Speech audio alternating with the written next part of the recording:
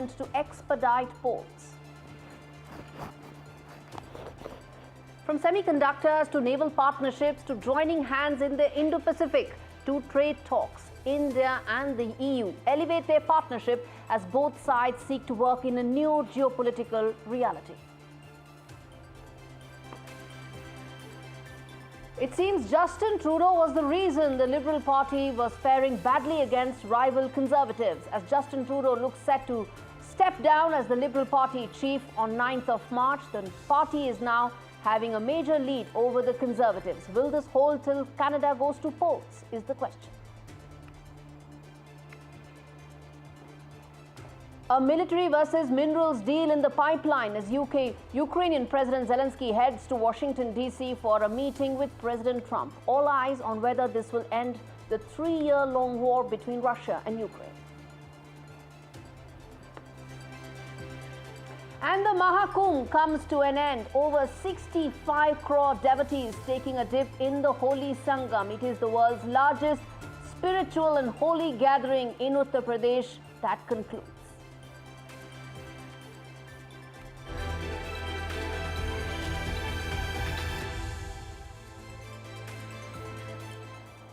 All right, our top story, viewers, this week. Bangladesh is now teetering on the edge of more chaos. The unravelling of the nation's political fabric, well, it continues. The recent student-led uprising, which ousted Prime Minister Sheikh Hasina, ignited a series of events that have led the country to the brink of an all-out crisis. And Bangladesh is now caught in a fierce struggle for power, and the army chief has also now weighed in. In fact, he has made it clear that the situation is dire. Army chief has warned that Bangladesh is on the verge of total anarchy, its sovereignty at risk due to internal squabbles. The infighting is because of all players want to take credit for Sheikh Hasina's ouster and want to be the primary beneficiary of this political transition.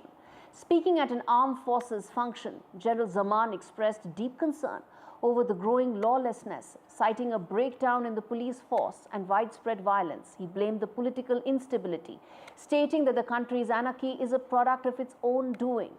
The army chief's chilling warning, which is that if you continue fighting amongst yourselves, the independence and the integrity of the country will be at risk. It underscores the growing inevitability of a military intervention. Maybe the army chief is setting the stage for such a possibility. Bangladesh has been a very successful democracy in Islamic countries, but it has also witnessed its fair share of military coups. On your screens are some of those military coups that did take place in that country. Army's increasing involvement in daily governance and law enforcement hints that a coup could be a possibility once again. As political parties continue to play a game of tug-of-war over power, the military might sees itself as the only possible institution that is capable of preventing a total breakdown. And Mohammad Yunus would do well to pay heed to his army chief's advice, which is to hold elections soon. Do not delay the political transition because it's hurting Bangladesh. And it's not just the bickering between all stakeholders, but it's the prospect of more violence, viewers. After all, the Operation Devil Hunt that was announced recently has rounded up the last of the dissident voices left in Bangladesh, but hasn't ended the violence in the country.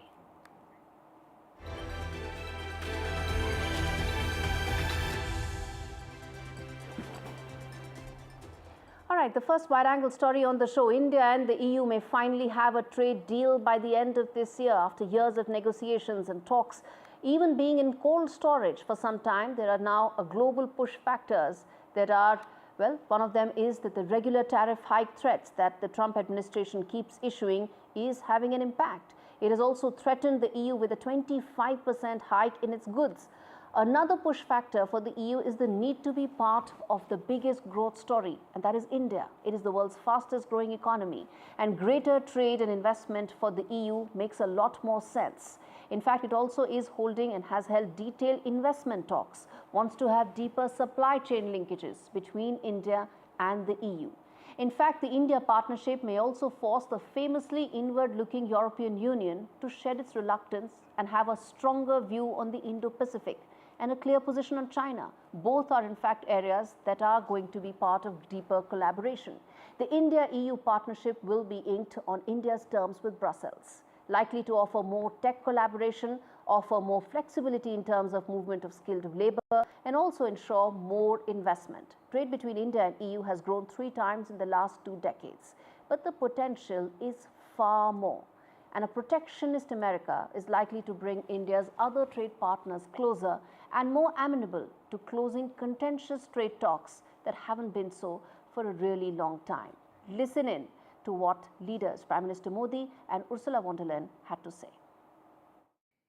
हमने अपनी teams को एक पारस्परिक लाभकारी bilateral free trade agreement को FTA को इस वर्ष के अंत तक संपन्न करने का निर्देश दिया है। फ्रेंड्स, टेक्नोलॉजी और इनोवेशन के क्षेत्र में एक ट्रस्टेड और सिक्योर वैल्यू चेन हमारी साझी प्राथमिकता है। Semiconductor, AI, high performance computing और 6G में सहयोग बढ़ाने पर भी सहमति बनी है। Businesses and people want to work together. And one of the best examples of this partnership is the new Federation of European Businesses in India. It brings together 6,000 EU companies which have created 8 million direct and indirect jobs in this economy. Now we have tasked our teams to build on this momentum and finalize our free trade agreement before the end of the year. We're expecting a lot of our trade negotiators. We told them they should surprise us.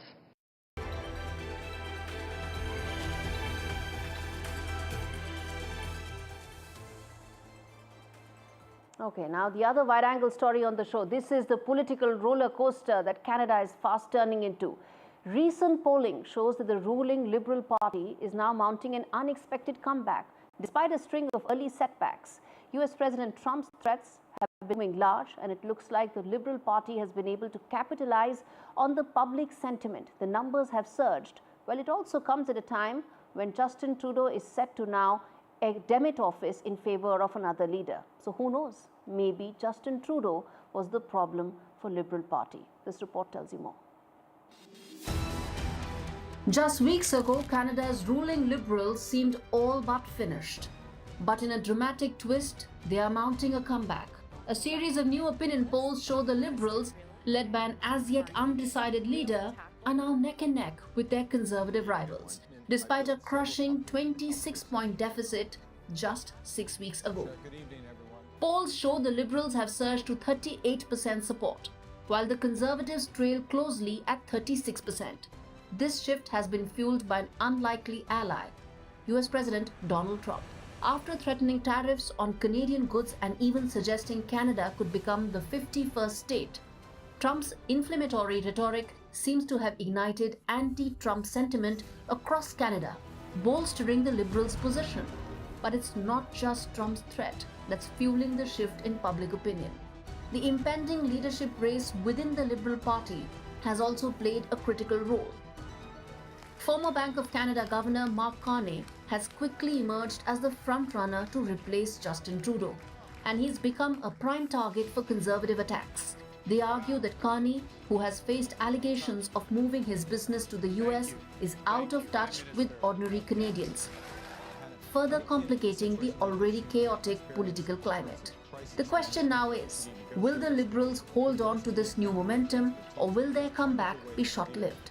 Polls show that even with Trudeau's departure, the Conservatives are still struggling to find the right footing.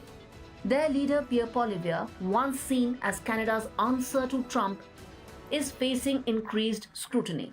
A recent poll revealed that Canadians trust Carney more than Poilievre to handle the Trump challenge. 40% of respondents backed Carney to negotiate with the US, compared to just 26% for Pierre Poilievre.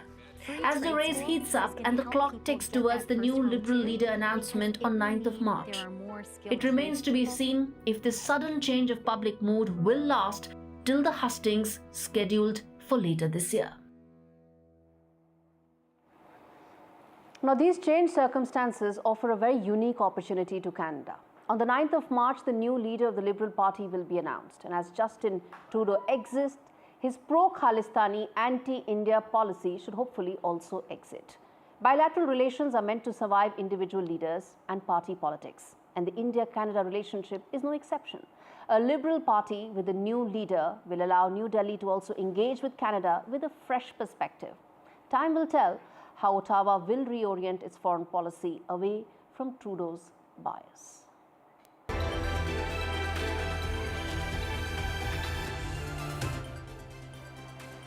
All right.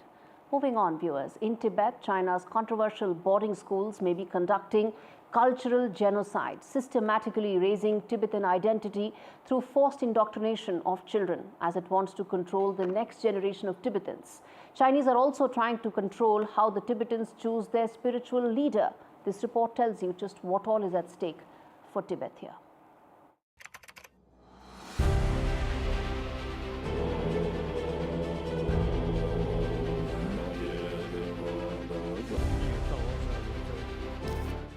Over 350,000 people have signed a petition demanding an investigation into China's colonial boarding school system in Tibet. Nearly 1 million Tibetan children are being forcibly separated from their families, subjected to a curriculum designed to erase their language, culture, and identity. These institutions are not schools. They are tools of cultural genocide disguised as education. Tibetan advocacy groups warn that China's assimilation campaign is reaching alarming levels. UN experts have condemned the practice, but China's actions go unchecked. China's manipulation of Tibet's spiritual future is igniting global outrage. Beijing has long sought to control the selection of the Dalai Lama, undermining Tibet's spiritual lifeline, a game it has been playing for 30 years. In 1995, China abducted the true Panchen Lama, whose spiritual authority is second only to that of the Dalai Lama, leaving the real Panchen Lama as one of the longest-serving political prisoners.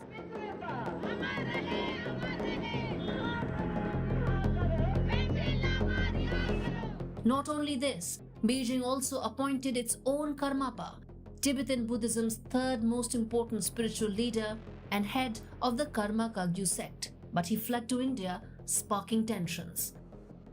For over 600 years, Tibetans have chosen their leader based on spiritual science.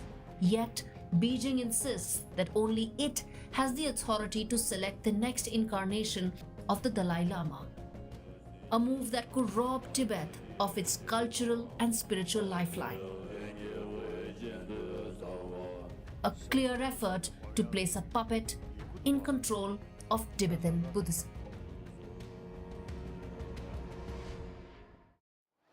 All right, on that note, a quick break. We return with lots more on the other side. Stay with us.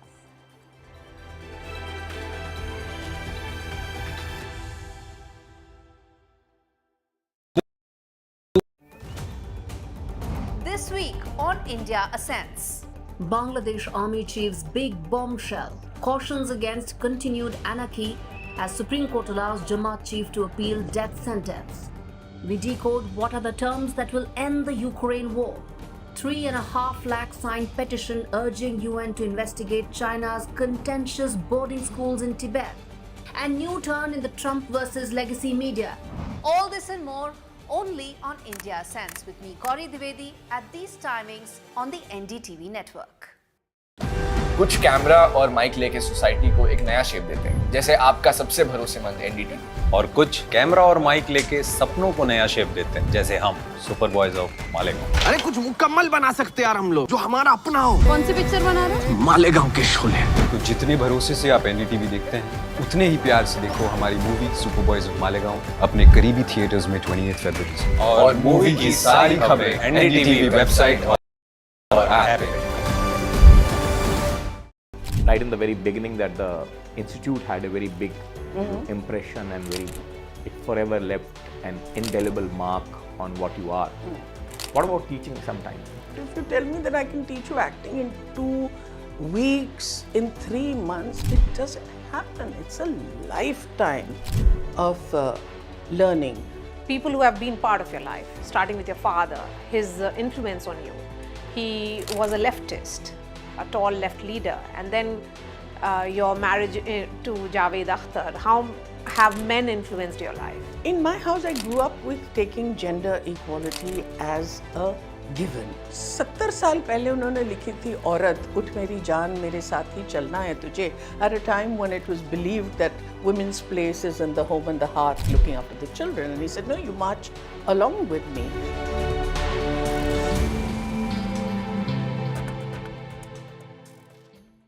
I've been reporting on all issues, big and small, from Andhra Pradesh, Telangana, rest of South India, bringing you all the action, all that you need to know, all that you want to know. The energy of maximum city is infectious. I bring in that energy in our news coverage from financial capital Mumbai. Covering from the southernmost part of India over the last 23 years, I bring in-depth and 360-degree coverage from the Dravidian heartland. The land of Mishti is also known for its bitter politics. I have seen much water flow under the Howrah Bridge, covering Bengal in all its vivid colors.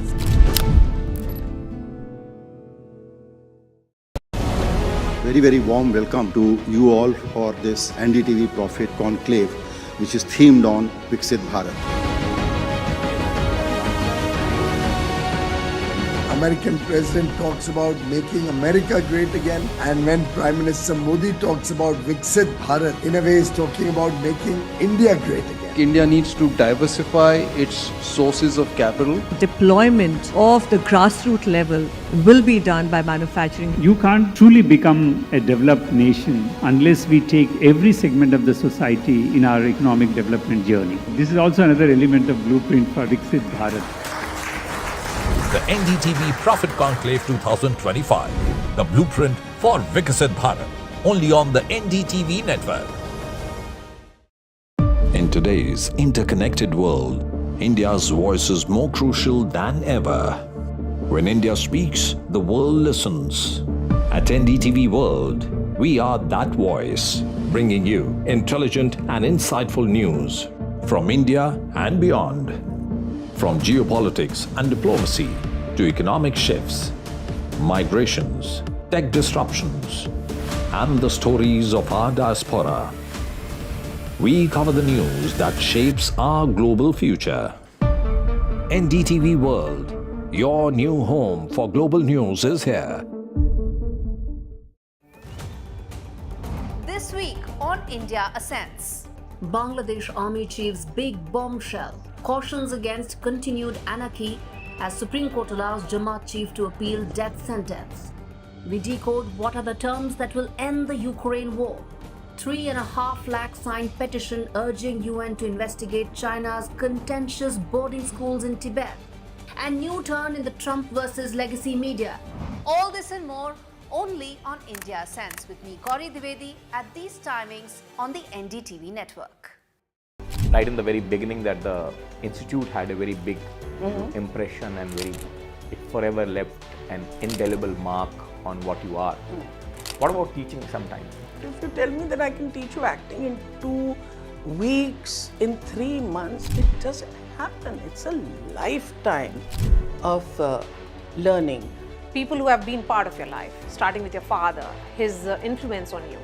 He was a leftist, a tall left leader, and then your marriage to Javed Akhtar. How have men influenced your life? In my house, I grew up with taking gender equality as a given. 70 साल पहले उन्होंने लिखी थी औरत उठ मेरी जान मेरे साथ ही चलना है तुझे, at a time when it was believed that women's place is in the home and the heart, looking after the children. And he said, no, you march along with me.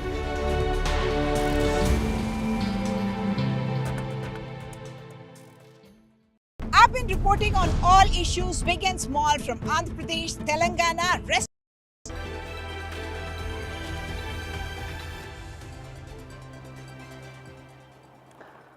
Welcome back. This is India Ascends. Let's now take a look at the other big story, which is the Trump-Zelensky meeting that is likely to take place. Ahead of the meeting, Trump holds all cards and stakes, and Trump's terms rise ahead of meeting with Zelensky. US-Ukraine set to ink a rare earth minerals deal, and will Trump be able to negotiate a quick end to the Ukraine war is the key question that We are asking, well, the agreement is set to grant the US access to Ukraine's rare earth mineral deposits and may promise a windfall. But it's no free lunch when it comes to Kiev. But there's every reason for Donald Trump to be looking at a possible minerals deal. Ukraine holds 6% of global graphite reserves. It holds one of Europe's largest lithium reserves, which is estimated at about 500,000 metric tons. Ukraine has largest titanium reserves in whole of Europe and holds about 2 to 4% of the global uranium reserves. You understand why Trump is making this part of the minerals for possibly some sort of a military engagement and some sort of a partnership there between Ukraine and US. But Trump's words echo through the halls of power, demanding that the US get its money back while pushing Kiev to foot the bill for its own safety.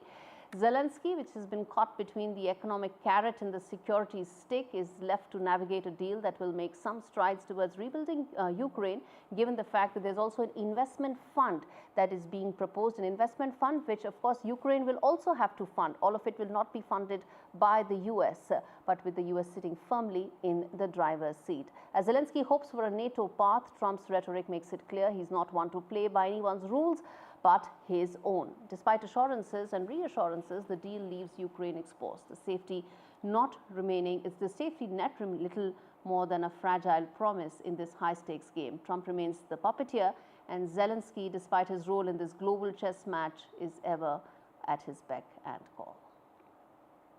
We're going to have a very good meeting tomorrow morning. We're going to get along really well, okay? We have a lot of respect. I have a lot of respect for him. We've given him a lot of equipment and a lot of money. Mine the precious minerals from Ukraine.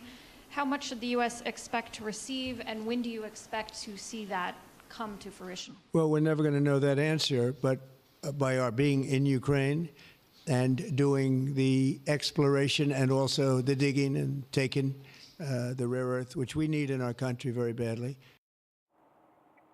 Now, India and Nepal have ties that date back to centuries. To the Ramayana era, ties that have been reinforced by marital ties and trade relations. Well, this is not just a fact, it's a plea from the father of the Nepalese student who died at the KIIT campus earlier this month. The father's plea is a reinforcement that India will not fail its oldest neighbor, its oldest ally and cultural cousin, and it won't. And he has every right to demand this and have this expectation from India. After all, Nepali students account for about 28% of total international students in India. Reports indicate that India gets over 46,000 international students every year, with over 13,000 students being from Nepal alone. And they don't need any visa. In fact, India also welcomes Nepalese students to work after they finish their studies in line with appropriate paperwork that's needed. A shameful incident at a private university will not change this. Probes should be fast-tracked, as any trust deficit between India and Nepal must be addressed at the very earliest.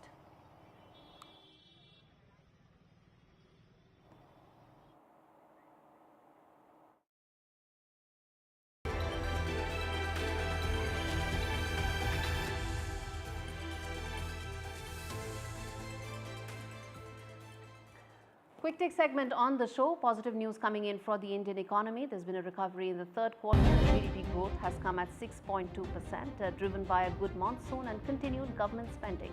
This marks a recovery from the previous quarter's 5.4%, highlighting the resilience of rural consumption. But even as the economy powers ahead, challenges loom large. A widening fiscal deficit, now at 11.7 lakh crore rupees, raises concerns about the country's fiscal health. Meanwhile, uncertainty over trade policies, especially potential US tariffs, cast a shadow over future prospects.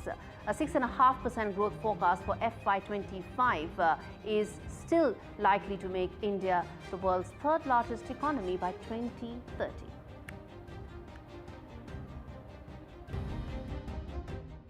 Donald Trump is making news not just for what he says in Oval Office, but by deciding who gets to hear him firsthand in the Oval Office. In a break from a departure from what is the tradition, where a few elite media outlets decided who attends President's address in smaller and restricted spaces, that prerogative has, which was till now with the White House Association, now lies with the White House. It was earlier with the White House Correspondents Association. The move has been condemned by those impacted the most: Reuters, Associated Press and Bloomberg. or in Trump lingo, the legacy media. In an open letter, they have in fact expressed this. The press pool should be the prerogative of the press, but questions rise when the 13-member smaller pool has permanent spots for some and none for others. When was the last time some of these big media outlets did not have a permanent spot at these smaller events that are all about access to the world's most powerful man? In this age of overexposure and over-communication, changing press pool rules will not inhibit democracy. Neither will it stop the flow of information, but possibly open doors to alternate media models and news agencies. Now it's up to Team Trump to come good on ensuring that credible voices ask the tough questions that he responds to honestly.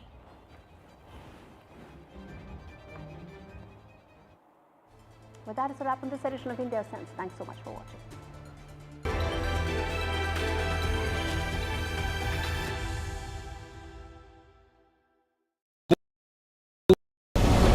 Very, very warm welcome to you all for this NDTV Prophet Conclave, which is themed on Viksit Bharat. American president talks about making America great again, and when Prime Minister Modi talks about Viksit Bharat, in a way is talking about making India great again. India needs to diversify its sources of capital. Deployment of the grassroots level will be done by manufacturing. You can't truly become a developed nation unless we take every segment of the society in our economic development journey. This is also another element of blueprint for Viksit Bharat. The NDTV Prophet Conclave 2025, the blueprint for Viksit Bharat, only on the NDTV network. In today's interconnected world, India's voice is more crucial than ever. When India speaks, the world listens. At NDTV World, we are that voice, bringing you intelligent and insightful news from India and beyond. From geopolitics and diplomacy to economic shifts, migrations, tech disruptions, and the stories of our diaspora, we cover the news that shapes our global future. NDTV World, your new home for global news, is here. This week on India Ascends. Bangladesh Army Chief's big bombshell cautions against continued anarchy as Supreme Court allows Jamaat Chief to appeal death sentence. We decode what are the terms that will end the Ukraine war. 3.5 lakh signed petition urging UN to investigate China's contentious boarding schools in Tibet. And new turn in the Trump versus legacy media. All this and more only on India Ascends with me, Gaurie Dwivedi, at these timings on the NDTV network.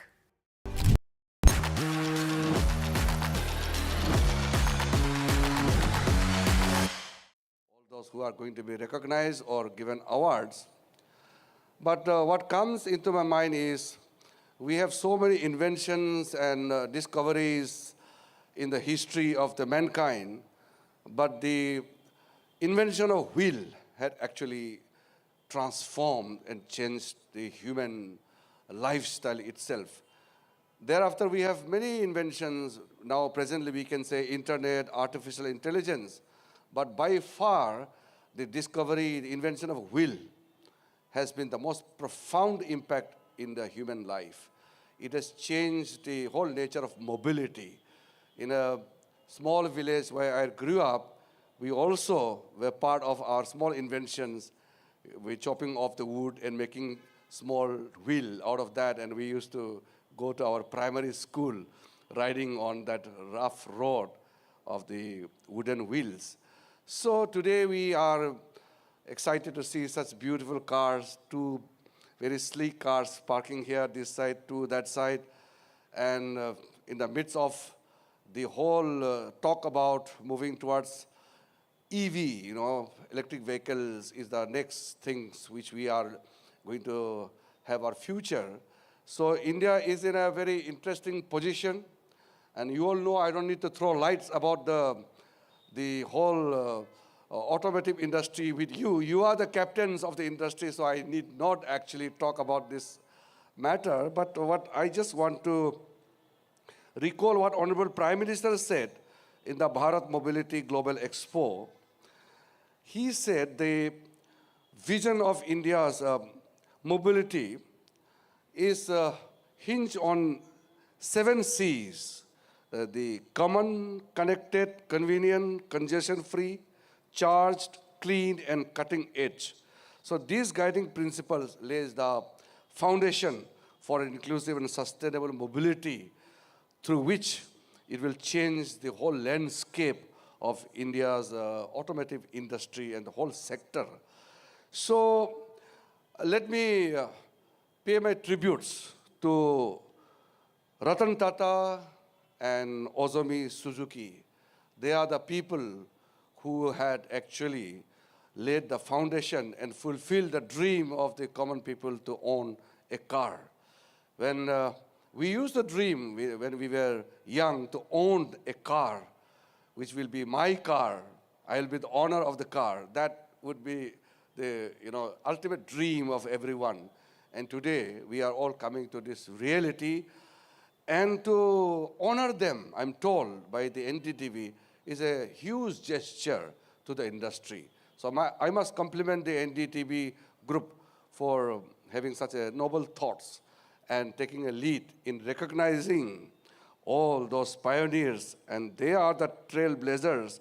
So we must not only pay tribute to them, but also to fulfill their aspirations, their inspirations, so many things we have to learn from them. They are the people who started as a humble, person and then became the iconic figures. So to democratize this whole thing, the whole mobility industry in India is actually moving towards, I could say, a different kind of structure now, because we are going to become the hub of this next, the EV era which we are going to see. And we are bound to be the hub. And Honorable Prime Minister already laid the government's priority.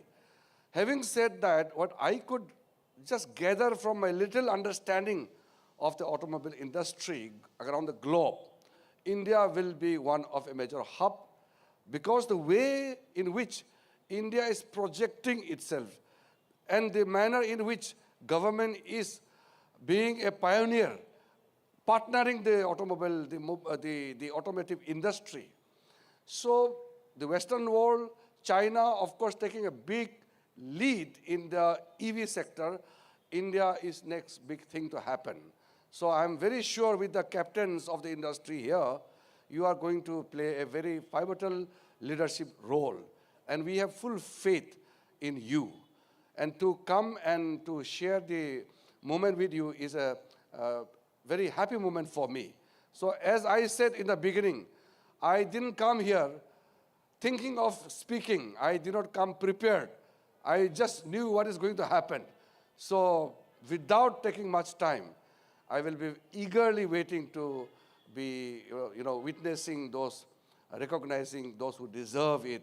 And also, it's definitely an honor for me to be invited here. Thank you, Nikunj. He has been a great friend since his different avatar in those times nowadays. He was in a different way those days. And ever since, he was there in the media sector. And I, being a politician, so we have a very good relationship, very good understanding. So I said I will definitely come and part of this beautiful evening. And once again, congratulations to those who are being honored, recognized, and also to NDTV for having such a beautiful event. Thank you very much. Jai Hind.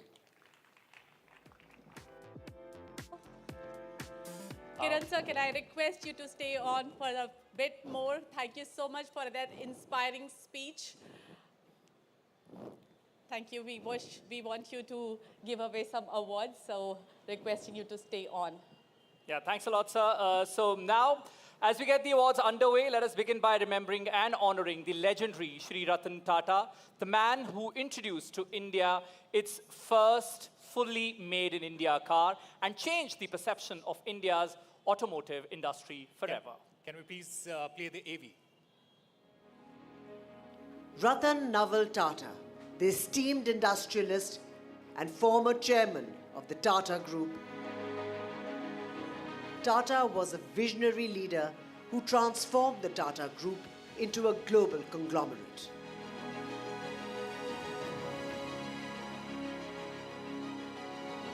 After completing his education in architecture at Cornell University, Tata joined the family business in 1962, starting on the shop floor of Tata Steel. In 1991, he succeeded his uncle, J.R.D. Tata, as chairman of Tata Sons. Under his leadership, the group expanded internationally, acquiring notable companies such as Tetley Tea in 2000 and Jaguar Land Rover in 2008. One of the biggest moments in his career was the Tata Nano, which was launched at rupees 1 lakh in 2008.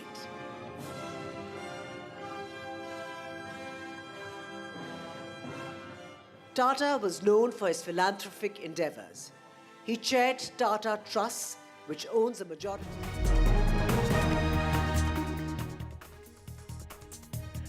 Good evening, ladies and gentlemen. You're watching NDTV. Tamil Nadu Governor R.N. Ravi, who's already at loggerheads with the DMK government, has joined the language war today, saying that the state's persistent policy, the two-language policy of teaching students Tamil and English, deprived youngsters of Tamil Nadu of opportunities. In fact, the DMK now has promptly hit back with Law Minister Raghupati, asking the governor not to teach Tamils love for their language.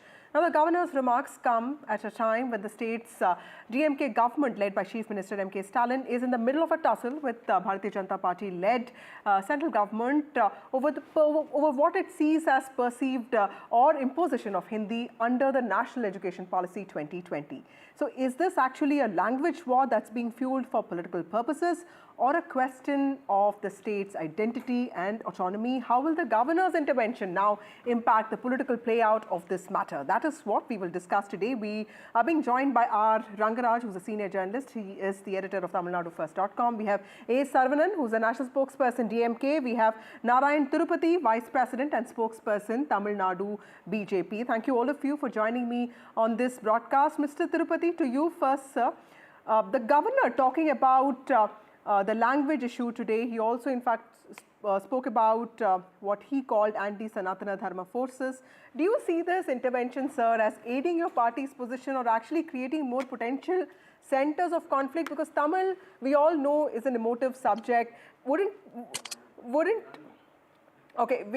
Okay, we will try connecting with Mr. Tirupati in just a bit. Mr. Rangaraj, to you, how do you see this issue politically playing out and also socially playing out, sir? Because as somebody who has covered Tamil Nadu, Sri Lanka, or Sri Lankan Tamils issue, or for that matter, the language issue, NEET issue, Jallikattu issues are, emotive matters, and these are tricky matters as well. How do you see the language war, the latest flashpoint, playing out politically?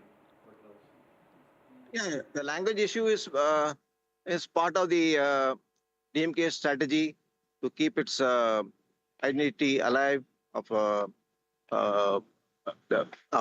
Tamil culture, Tamil pride, Tamil language versus what it perceives as a North Indian, even a kind of Aryan influence over particularly the southern states.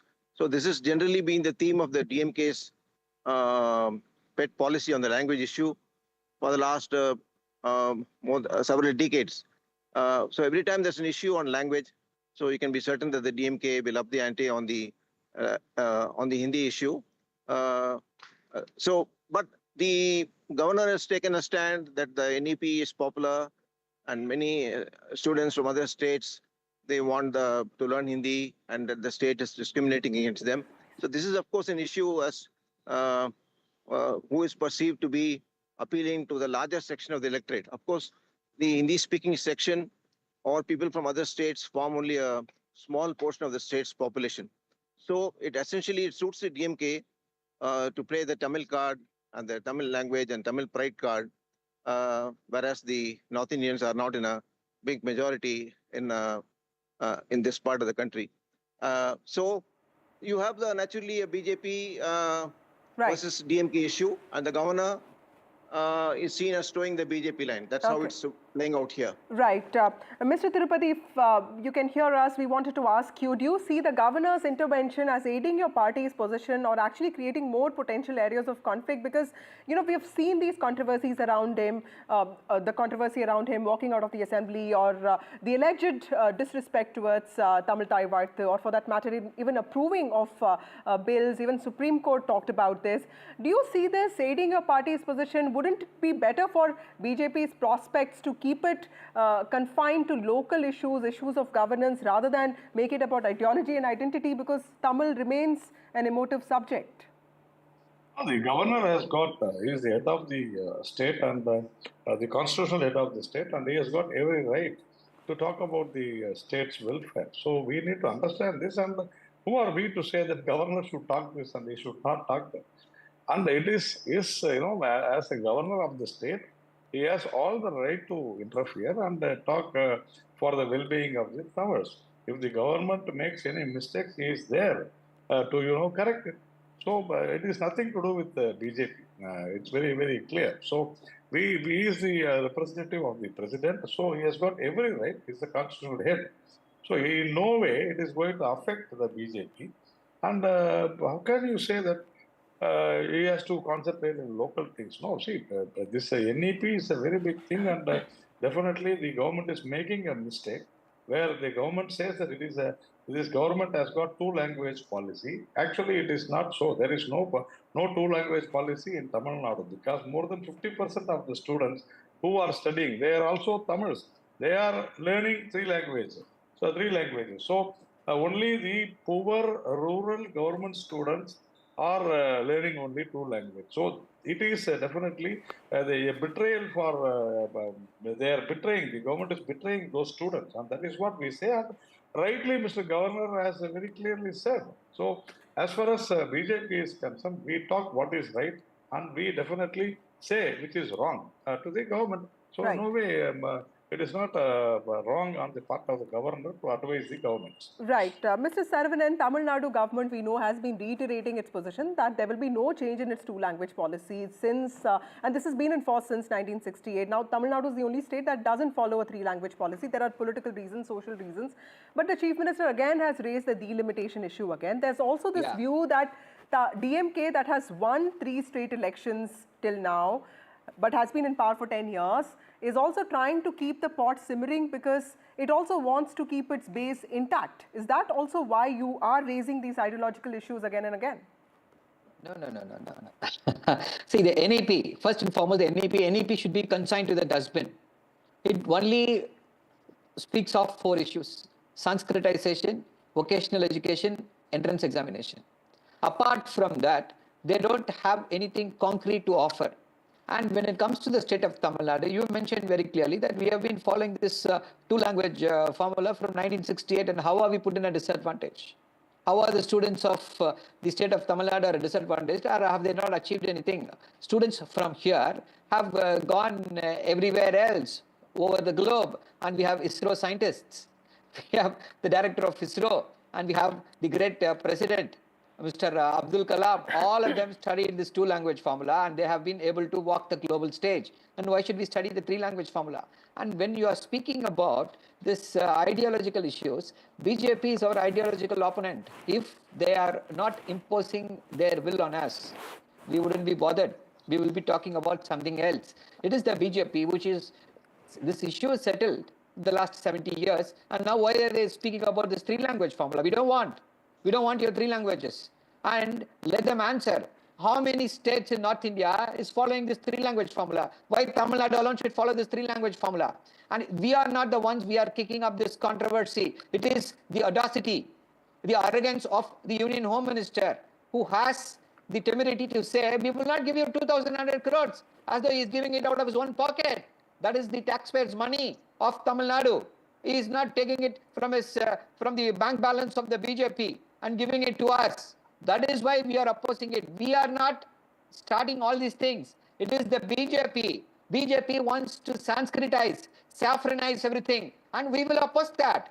That is our ideology. Okay. And this is not about simmering, keeping the pot simmering. Okay. It is the BJP which is lighting the fire. Okay, Mr. Tirupati, Saravanan is saying that it's the BJP that's lighting the fire, while the BJP has also maintained that it's a DMK that wants to keep the pot simmering. How do you see this, sir?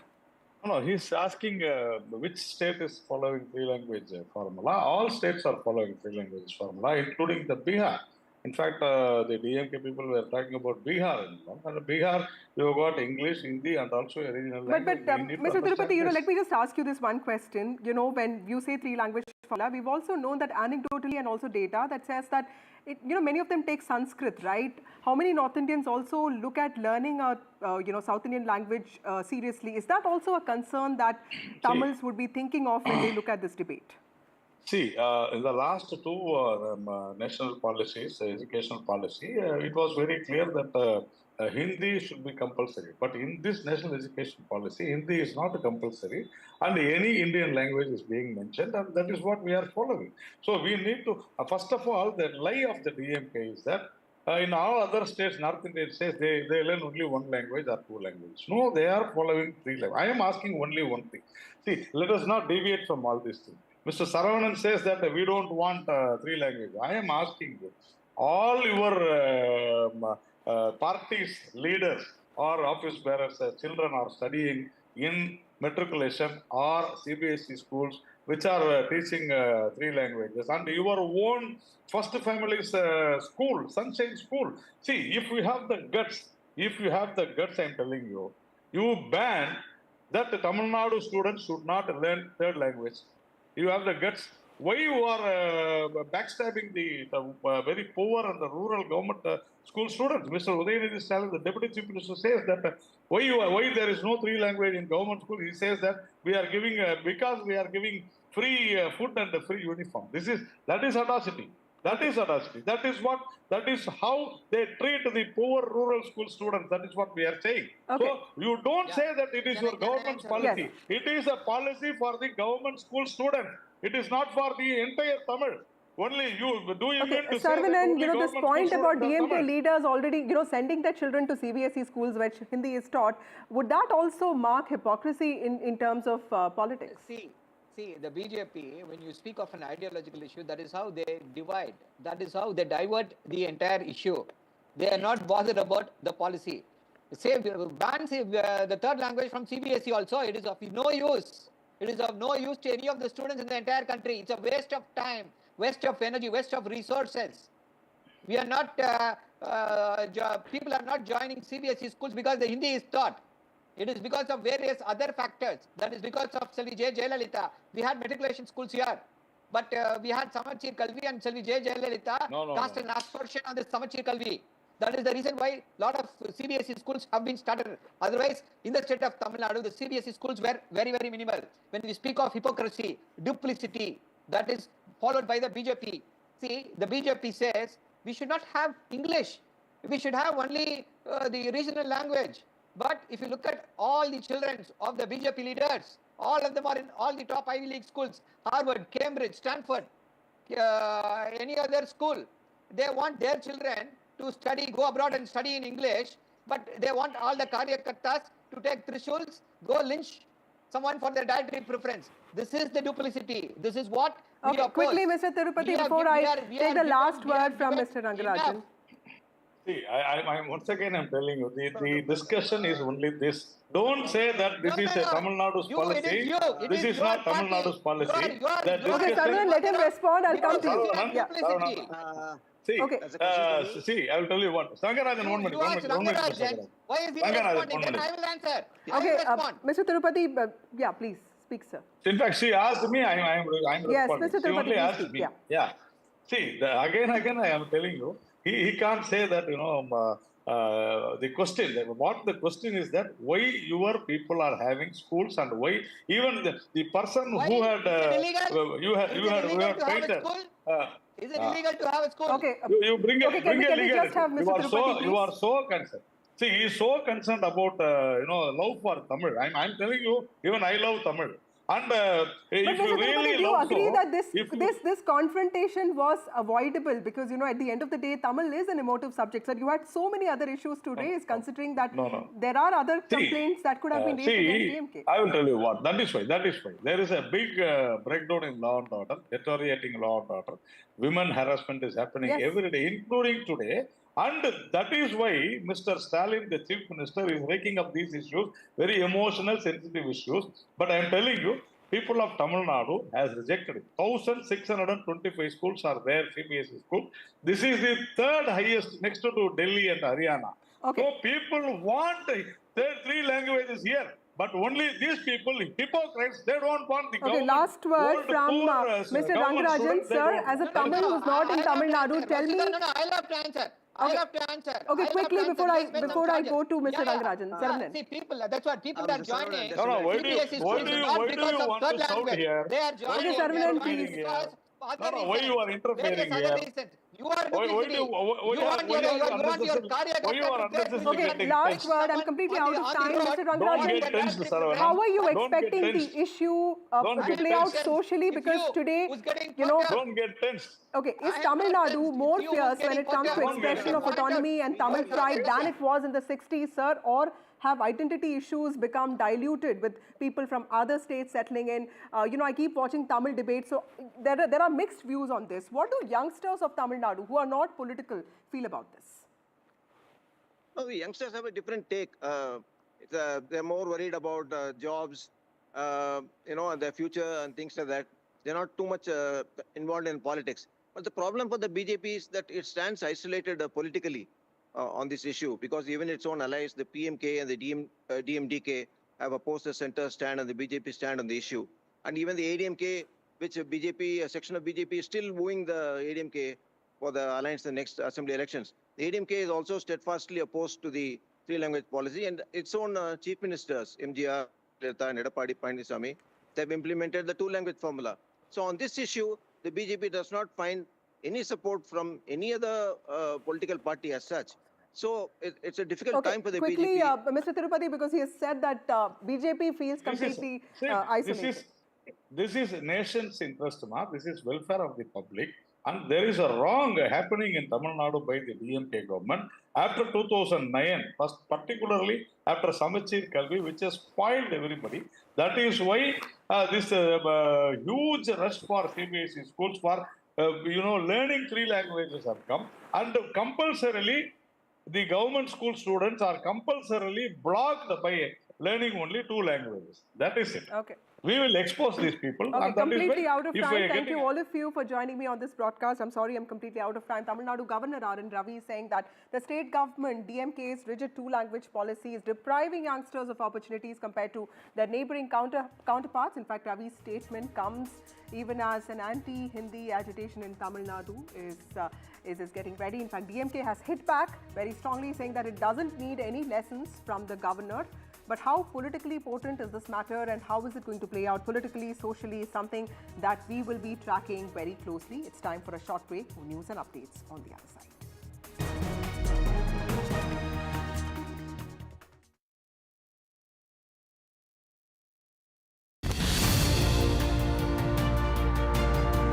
The Maharashtra families appealed for a US visa as their daughter is in coma. The student was actually hospitalized after an accident. हमको हमारी बेटी के पास पहुंचना चाहिए।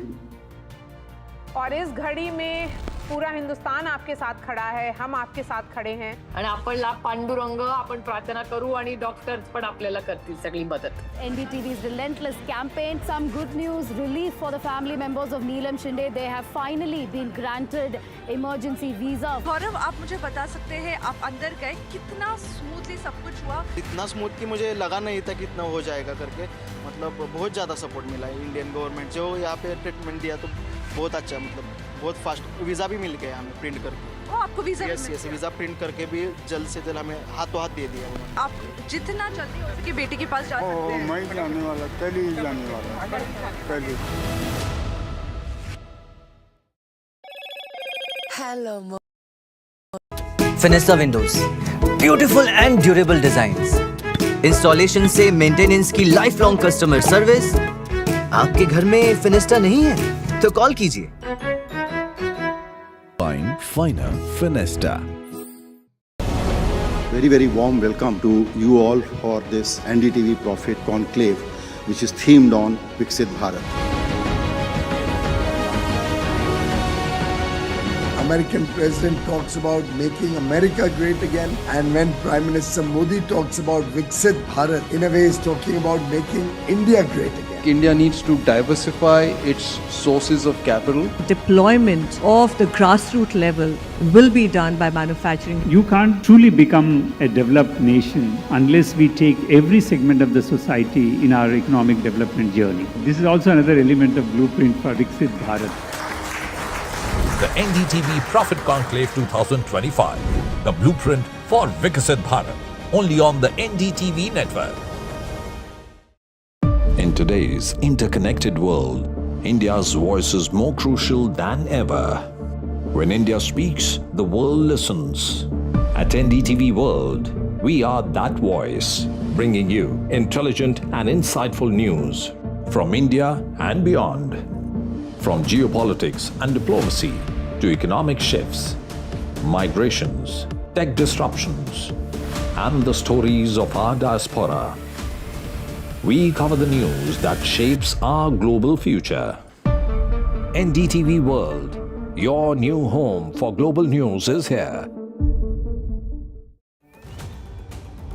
This week on India Ascents. Bangladesh Army Chief's big bombshell cautions against continued anarchy as Supreme Court allows Jamaat Chief to appeal death sentence. We decode what are the terms that will end the Ukraine war. 3.5 lakh signed petition urging UN to investigate China's contentious boarding schools in Tibet. And new turn in the Trump versus legacy media. All this and more only on India Ascents with me, Gaurie Dwivedi, at these timings on the NDTV network. Right in the very beginning that the institute had a very big impression and it forever left an indelible mark on what you are. What about teaching sometimes? If you tell me that I can teach you acting in 2 weeks, in 3 months, it doesn't happen. It's a lifetime of learning. People who have been part of your life, starting with your father, his influence on you. He was a leftist, a tall left leader, and then your marriage to Javed Akhtar. How have men influenced your life? In my house, I grew up with taking gender equality as a given. 70 साल पहले उन्होंने लिखी थी औरत उठ मेरी जान मेरे साथ ही चलना है तुझे, at a time when it was believed that women's place is in the home and the heart, looking after the children. And he said, no, you march along with me.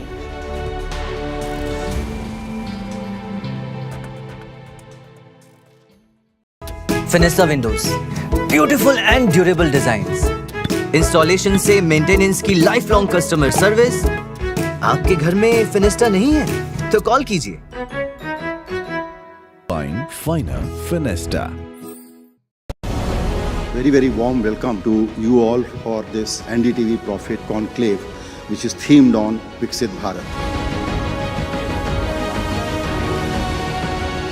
American president talks about making America great again, and when Prime Minister Modi talks about Viksit Bharat, in a way is talking about making India great again. India needs to diversify its sources of capital. Deployment of the grassroots level will be done by manufacturing. You can't truly become a developed nation unless we take every segment of the society in our economic development journey. This is also another element of blueprint for Viksit Bharat.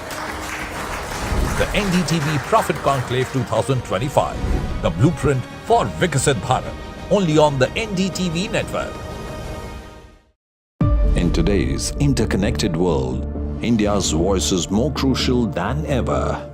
When India speaks, the world listens. At NDTV World, we are that voice, bringing you intelligent and insightful news from India and beyond. From geopolitics and diplomacy to economic shifts, migrations, tech disruptions, and the stories of our diaspora, we cover the news that shapes our global future. NDTV World, your new home for global news, is here. This week on India Ascents. Bangladesh Army Chief's big bombshell cautions against continued anarchy as Supreme Court allows Jamaat Chief to appeal death sentence.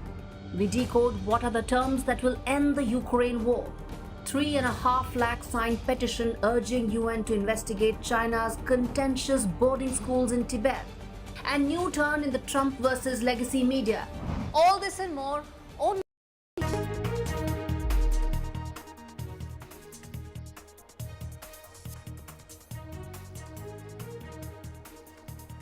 Badrinath avalanche, 32 people rescued, 25 missing, 4 rescued persons in critical condition. Home Minister Amit Shah, Defence Minister Ratan Singh have spoken to the Chief Minister of Uttarakhand, Pushkar Dhami.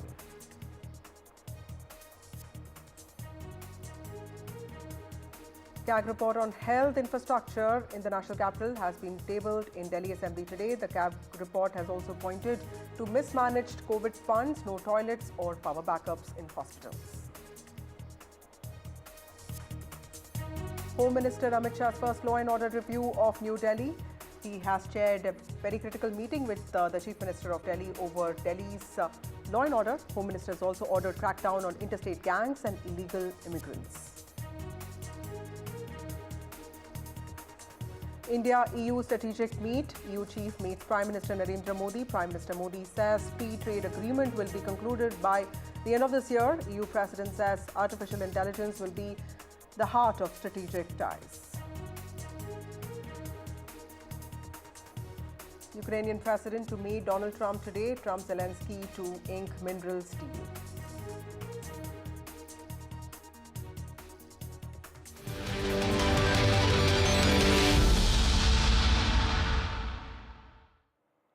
A massive avalanche has occurred near Border Roads Organization camp in the border area of Mana, in which 57 workers engaged in road construction have been trapped. Of these workers, 32 workers have been rescued and sent to the army camp near Mana in critical condition. Now, this avalanche hit Border Roads Organization camp. Indian Army, in fact, has been leading rescue operations since 8 a.m. today morning. Home Minister Amit Shah has already spoken to ITBP and NDRF officials. Home Minister has said that priority is to evacuate the trapped workers. Defence Minister Rajnath Singh has also spoken to Uttarakhand Chief Minister Pushkar Dhami. Heavy snowfall will continue for 2 hours is what the weather update has been like. Also, red alert has been issued by the Met Department.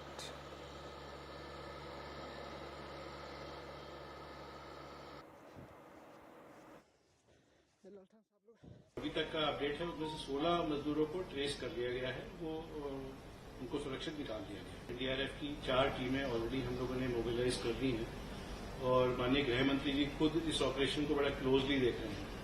उन्होंने मुझसे भी DG ITBP से और सभी लोगों से खुद बात की है और उसको बड़ा क्लोजली मॉनिटर कर रहे हैं। उन्होंने बड़े स्पष्ट निर्देश दिए कि हर तरीके से हर संभव प्रयास करने हैं कि हर जान को हमें बचाना है।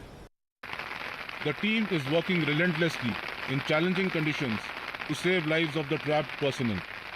There is also a specialized medical team of 3 doctors, 4 ambulances and an engineer team having 4 plant equipment which is working to rescue the trapped personnel and also open the route between Mana and Joshimath.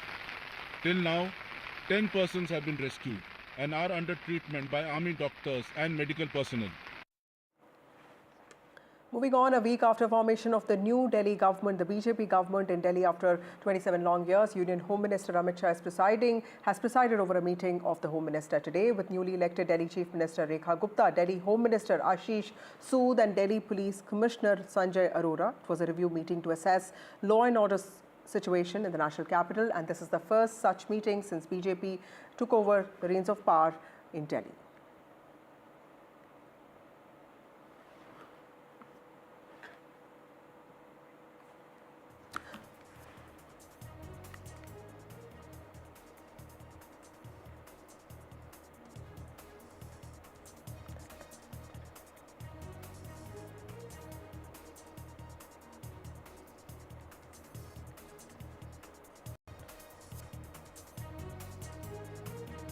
Meanwhile, a CAG report on public infrastructure, health infrastructure was tabled in Delhi Assembly today by Chief Minister Rekha Gupta. This is the second CAG report that has been tabled in Delhi Assembly.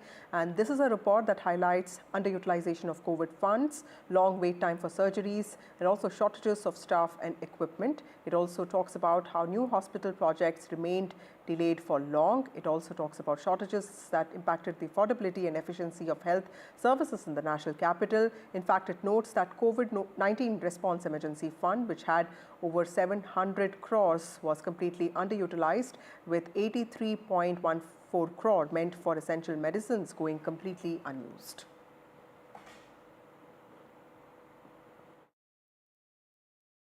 Well, the CAG report on health has now been tabled, and joining us right now is the BJP MLA Harish Khurana with us. So the CAG report on health has been tabled. What are the key highlights, if you can tell our viewers? I think I will like to request your viewers to read this report. I mean, whatever I'm reading right now, I'm feeling ashamed that these people have done a corruption in the name of life-saving drugs, in the name of COVID, in the name of creating a health infrastructure, in the name of Mohalla clinic. You've done a corruption. You have played with the lives of the people, I think. I mean, you have made only 3 hospitals. Because of the delay, the public exchequer money has gone to either your pocket or I don't know where it has gone, 340 crore rupees. Government of India is giving you the money for life-saving drugs and PPE kits and other facilities for in the COVID, and you are claiming that Government of India is doing nothing for Delhi. They have given 638 crore rupees, and you have not spent in those your heads. The money is given. I don't know where the money is gone. The amount is 340 crore rupees. Out of 650, 50% of the money you have not spent or spent somewhere else. Where this money has gone. So I think this money has gone only in the pockets of Arvind Kejriwal. This has to be investigated. So Mohalla clinics has been one of the things that the Aam Aadmi Party, the then government, used to brag. I think people of your viewers should read this report. Whatever the claim was about the health revolution, Mohalla clinic, they will also see. And they will, I think, like me, they will also feel ashamed that once they have chosen Arvind Kejriwal government. 300 crore की तो है ही है, इसका part है, अभी part B भी आना है। दिल्ली की जनता के साथ पिछली सरकार ने जो अन्याय किए हैं, जो धोखा दिया है हेल्थ के नाम पे, हमारी मुख्यमंत्री और स्वयं मैं और भारतीय जनता पार्टी इसके ऊपर विशेष जो गलतियां आम आदमी पार्टी ने की है, जो दिल्ली की जनता को धोखा दिया है, हम उनको बख्शेंगे नहीं। जो इसमें इन्वॉल्व हैं उनके साथ उचित कार्रवाई होगी। आज सीएजी की रिपोर्ट सदन में पेश हुई है हेल्थ को लेकर। उसमें कहा गया है कि जो पैसे केंद्र सरकार ने दिए थे, खासकर कोविड के समय, उस पैसों का फंड का उपयोग दिल्ली सरकार नहीं कर पाई है। सीएजी रिपोर्ट जो है, अगर उनको ईमानदारी से सीएजी रिपोर्ट पे चर्चा करनी होती तो सारे सीएजी रिपोर्ट टेबल कर देते, विपक्ष को सदन से बाहर नहीं करते। आज सभी विपक्ष के विधायकों को सदन से बाहर करके एक तरफा केवल गाली देने का जो प्रलाप चल रहा है, उसके लिए दिल्ली के लोगों ने भाजपा की सरकार नहीं बनाई है। सीएजी की रिपोर्ट आती है, सीएजी की रिपोर्ट टेबल होती है, सीएजी की जो रिपोर्ट होती है वो पीएससी को जाती है, पीएससी उस पर जांच करती है और उसके बाद वो अपनी रिपोर्ट प्रस्तुत करती है। लेकिन भारतीय जनता पार्टी के लोग जो ये सोच रहे हैं कि जो 2 साल से काम कर रहे थे आम आदमी पार्टी को, अरविंद केजरीवाल को गालियां देने का, सरकार बनाने के बाद भी वही काम करके उनका काम निपट जाएगा, तो दिल्ली के लोग इसके लिए सरकार नहीं बनाए। Moving on to more stories, Congress brass held an important meeting with Kerala Congress leaders today. Meeting came in the midst of a row over Congress MP Shashi Tharoor. Congress has clarified that there is no rift within the party. In fact, Congress General Secretary Deepa Das Munshi, after the review meeting of Kerala unit, said that the Congress party is completely united and there are no factions within the party in Kerala. My colleague Sunil Prabhu, who tracks the Congress party for us, will join us. But first, let's listen into some reactions. Congress is very much connected with the public, with the people of Kerala. Emotionally, politically, people are looking for a change. So we should not do anything which will disrespect the people of Kerala. This was a clear indication, and if anything, anyone personally, his or her view is coming to the media, we will take strong action on that, because we have no right to disrespect the people of Kerala.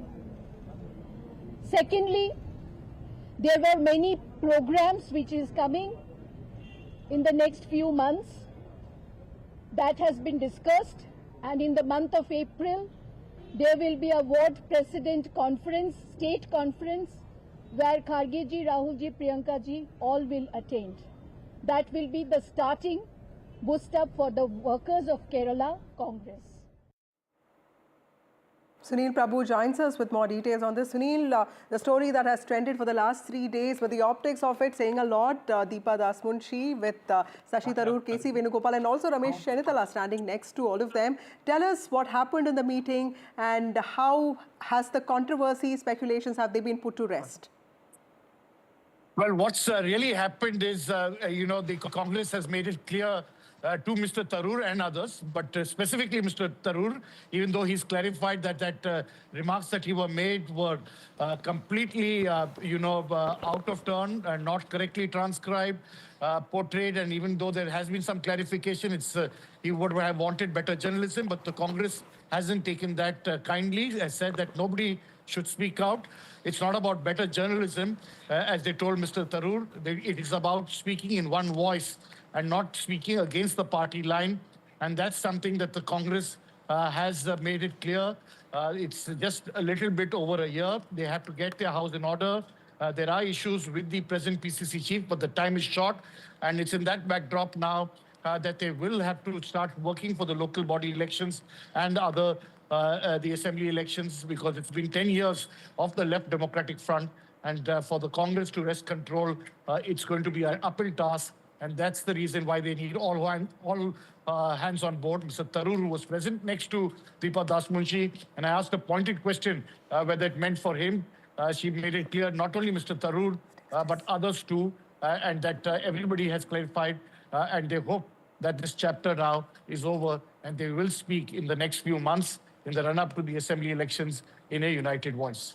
Congress party making a big statement there, at least promising to speak in one voice when it comes to Kerala politics. Thank you, Sunil Prabhu, for reporting on that important story. Moving on to other news, EU chief in India, and joint statements have been issued by not just EU chief but also Prime Minister Narendra Modi. This happened after the chief of EU met Prime Minister Narendra Modi and talked about strategic ties between the EU and also India. Prime Minister has spoken on this, and he has said that India believes in shared prosperity and that the free trade agreement will be concluded by the end of this year. He has also said that securing value chain is a priority for India, while EU President has also said that there is a need to work on a new strategic agenda and that the potential of India-EU ties is immense.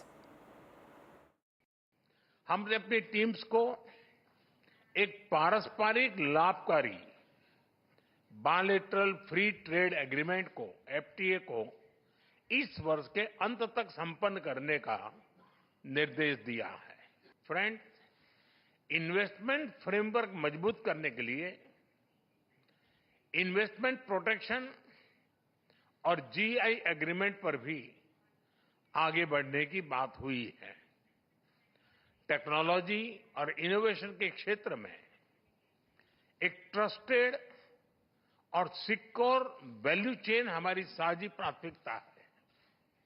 Semiconductor, AI, high performance computing और 6G में सहयोग बढ़ाने पर भी सहमति बनी है।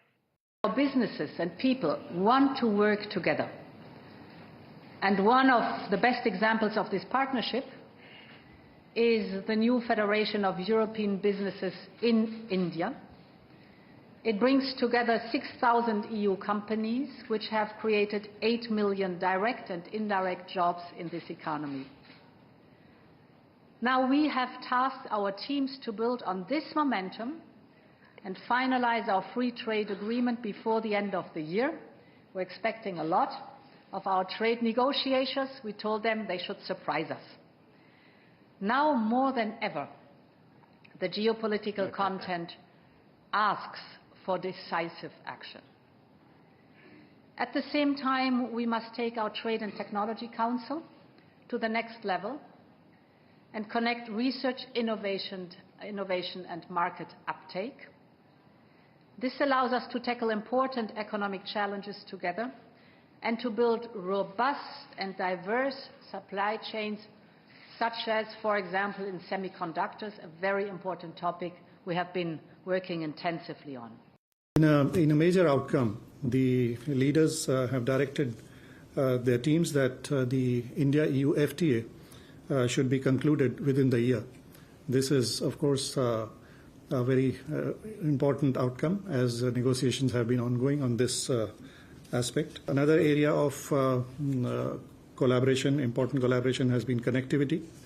And in that sphere, both sides discussed the significance of the IMEC connectivity initiative and various ways to take this forward.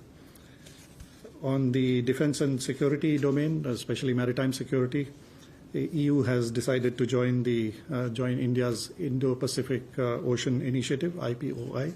It's been a very comprehensive meeting between the two sides, the EU and India. The first time that there's a full delegation that has come outside of Europe. It's a 27-member delegation that is meeting and met all stakeholders in India, starting from Prime Minister Modi. The delegation level talks that were held today at Hyderabad House, indicating the clear intent, messaging, as well as the direction in which these talks are going and are set to go. The roadmap is very clear. In fact, the roadmap is a 360-degree roadmap in terms of the relationship between India and the EU, whether it is in terms of trade talks, whether it is in terms of defense, space, technology, clean technology, all of that is in fact being covered in these talks. And Ursula von der Leyen as well as Prime Minister Modi said something very clear when they sent the messaging and the intent, when they said that planets have aligned and so have Europe and India. And in fact, there's a very clear messaging also in terms of conclusion of trade talks.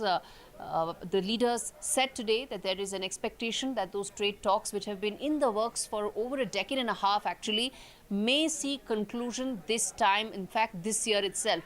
What that means, it means that there will be some give and take from the EU side. There will be some flexibility hopefully on the movement of skilled labor from India. On the Indian side, there could be some flexibility in terms of European wine, European whiskey and several other specific items in the agricultural basket, where the EU side has all along said that Indian tariffs need to come down. But beyond that, beyond just these trade talks, the messaging, as I said, from both the leaders indicate that this partnership is now evolving into a deeper strategic partnership between India and the EU, something that was expected, something that had the potential but wasn't realized so far. From the Indian side, remember, there's also the UPI framework, cost-effective, scalable and replicable, something that the EU wants to in fact replicate at its end. And the leaders also made a mention of that the UPI framework of India can be replicated, providing a greater digital financial backbone to the EU. There could also be tie-ups from between the two sides on greater collaboration revolving around AI as well as regulation. Regulation and policy framework is something that the EU has made advances on, but in terms of collaboration is where partnerships with India will come in handy. All in all, a 360-degree progress in terms of India-EU partnership, from trade to defense to strategic areas. It's time for a short break. More news and updates on the other side.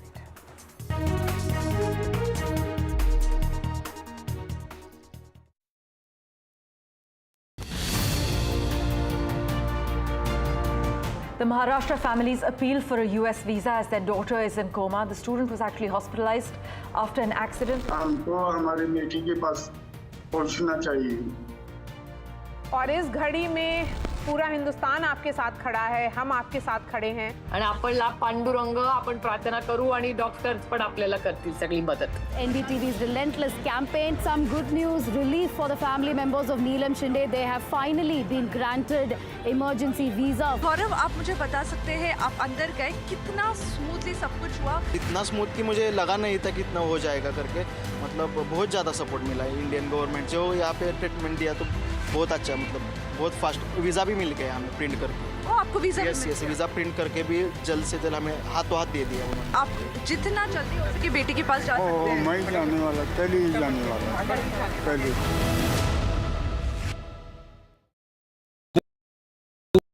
फिनेस्टा windows, beautiful and durable designs, installation से maintenance की lifelong customer service.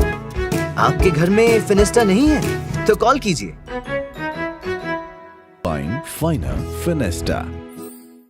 I've been reporting on all issues, big and small, from Andhra Pradesh, Telangana, rest of South India, bringing you all the action, all that you need to know, all that you want to know. The energy of Maximum City is infectious. I bring in that energy in our news coverage from financial capital Mumbai. Covering from the southernmost part of India over the last 23 years, I bring in-depth and 360-degree coverage from the Dravidian heartland. The land of Mishti is also known for its bitter politics. I have seen much water flow under the Howrah Bridge, covering Bengal in all its vivid colors.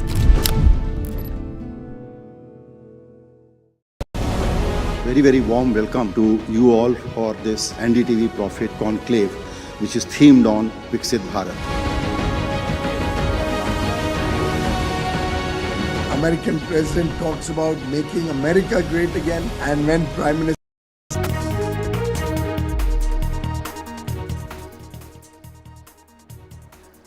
Welcome back. Employees Provident Fund Organization has decided to retain interest rate on Provident Fund deposits at 8.25% for 2024-25.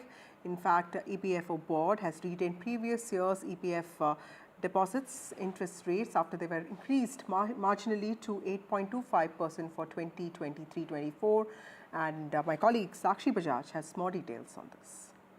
The Employees Provident Fund Organization has kept the key interest rate unchanged at 8.25%. Now, why is this a milestone and why is this interesting to note? Well, remember, there were expectations that this rate will be lowered given the uncertain times we are living in, given the fact that we are seeing a plunge as far as markets are concerned as well. But the EPFO, the pension body, really has kept this interest rate unchanged. So what does this mean for you, the viewer, the consumer? Well, it means that really your savings and the interest you were earning on your savings or your pension remains intact. Remember, this comes as a fresh boost really for the middle class, for consumers to retain that interest rate, given the fact that we are seeing uncertain geopolitical concerns continue and we are seeing markets continue to decline consistently. So that really experts and economists believe is a milestone and a fresh development. Remember, last we saw these rates rising in February 2024.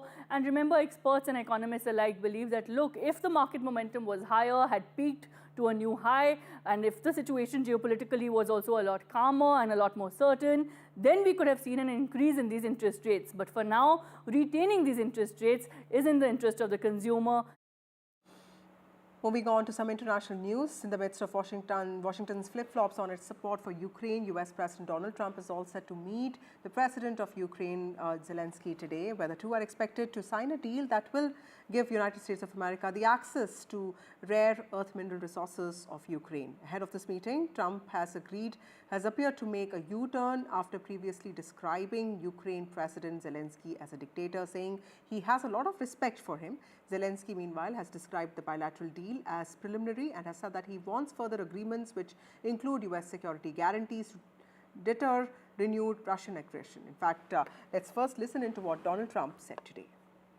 We're going to have a very good meeting tomorrow morning. We're going to get along really well, okay? We have a lot of respect. I have a lot of respect for him. We've given him a lot of equipment and a lot of money, but they have fought very bravely, no matter how you figure it. They have really fought. Somebody has to use that equipment, and they have been very brave in that sense. Well, it's time for a short break. More news on the other side.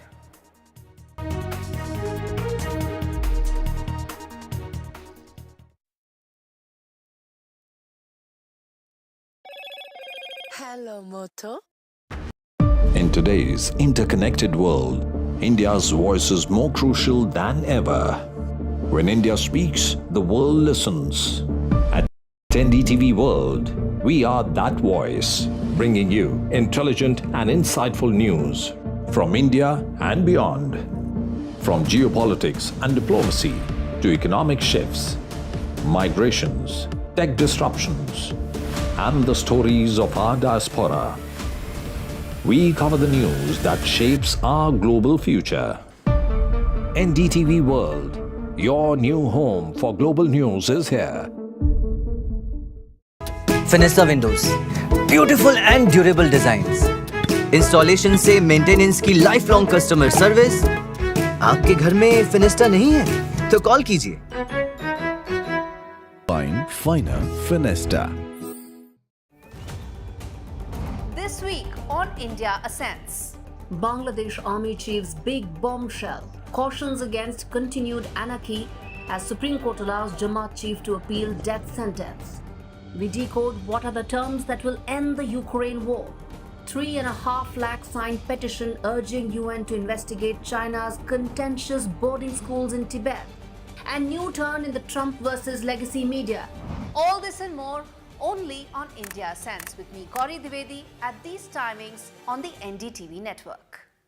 I've been reporting on all issues, big and small, from Andhra Pradesh, Telangana, rest of South India, bringing you all the action, all that you need to know, all that you want to know. The energy of maximum city is infectious. I bring in that energy in our news coverage from financial capital Mumbai. Covering from the southernmost part of India over the last 23 years, I bring in-depth and 360-degree coverage from the Dravidian heartland. The land of Mishti is also known for its bitter politics. I have seen much water flow under the Howrah Bridge, covering Bengal in all its vivid colors.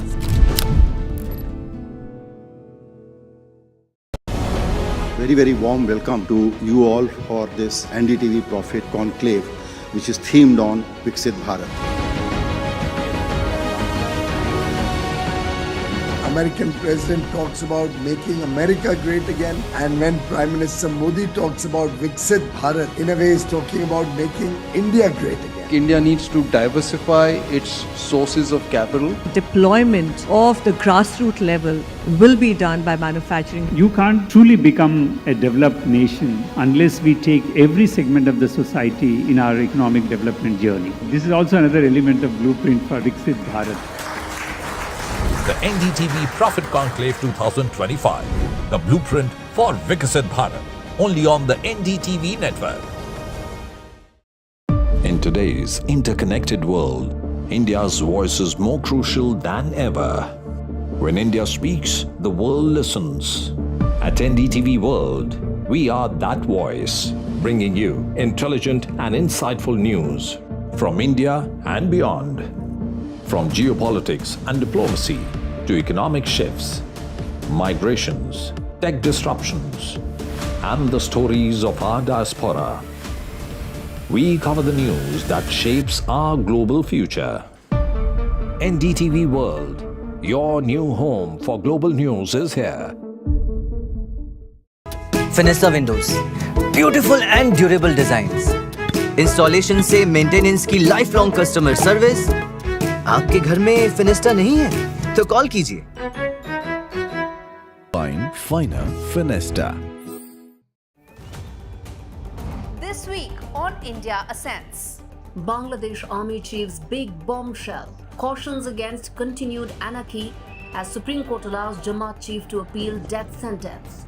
We decode what are the terms that will end the Ukraine war. 3.5 lakh signed petition urging UN to investigate China's contentious boarding schools in Tibet. And new turn in the Trump versus legacy media. All this and more only on India Ascents with me, Gaurie Dwivedi, at these timings on the NDTV network.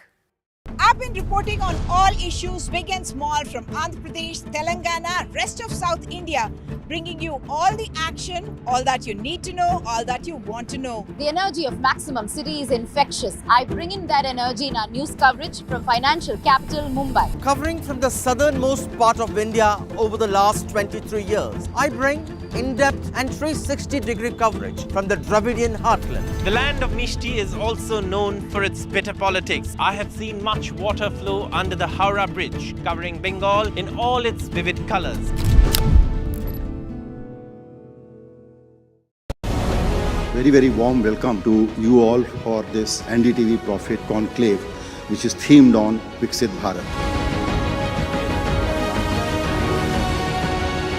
American president talks about making America great again, and when Prime Minister Modi talks about Viksit Bharat, in a way is talking about making India great again. India needs to diversify its sources of capital. Deployment of the grassroots level will be done by manufacturing. You can't truly become a developed nation unless we take every segment of the society in our economic development journey. This is also another element of blueprint for Viksit Bharat.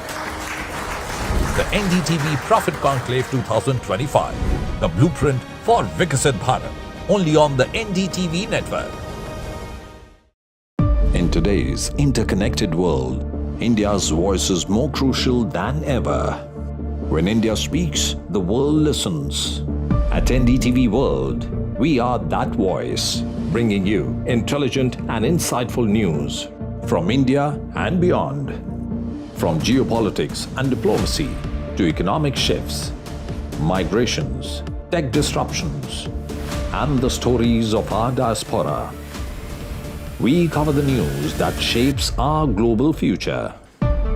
NDTV World, your new home for global news is here. Fenesta Windows, beautiful and durable designs. Installation से maintenance की lifelong customer service. आपके घर में फिनेस्टा नहीं है तो call कीजिए।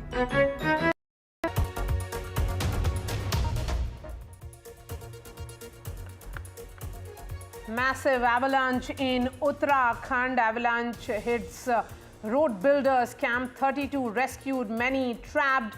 Home Minister Amit Shah speaks to ITBP and NDRF. It's an NDTV impact. Neelam's family gets a US visa after agonizing wait. The family will be traveling to US tomorrow. US hospital says Neelam is showing improvement. Family takes loan to pay for the travel. And it's bloodbath at National Stock Exchange. Nifty Sensex plunge over 1.8%. Sensex tanks over 1,400 points. Nifty hits nearly 9-month low. Prime Minister Modi and European Union Commission chief hold talks. Prime Minister Modi says, "We believe in shared prosperity." Mr. Modi says that FTA will be concluded by year-end. The EU chief emphasizes on new strategic agenda.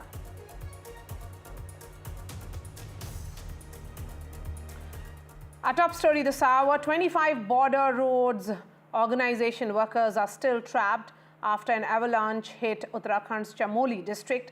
The incident took place near the border village of Mana, about 5 kilometers from the Badrinath temple.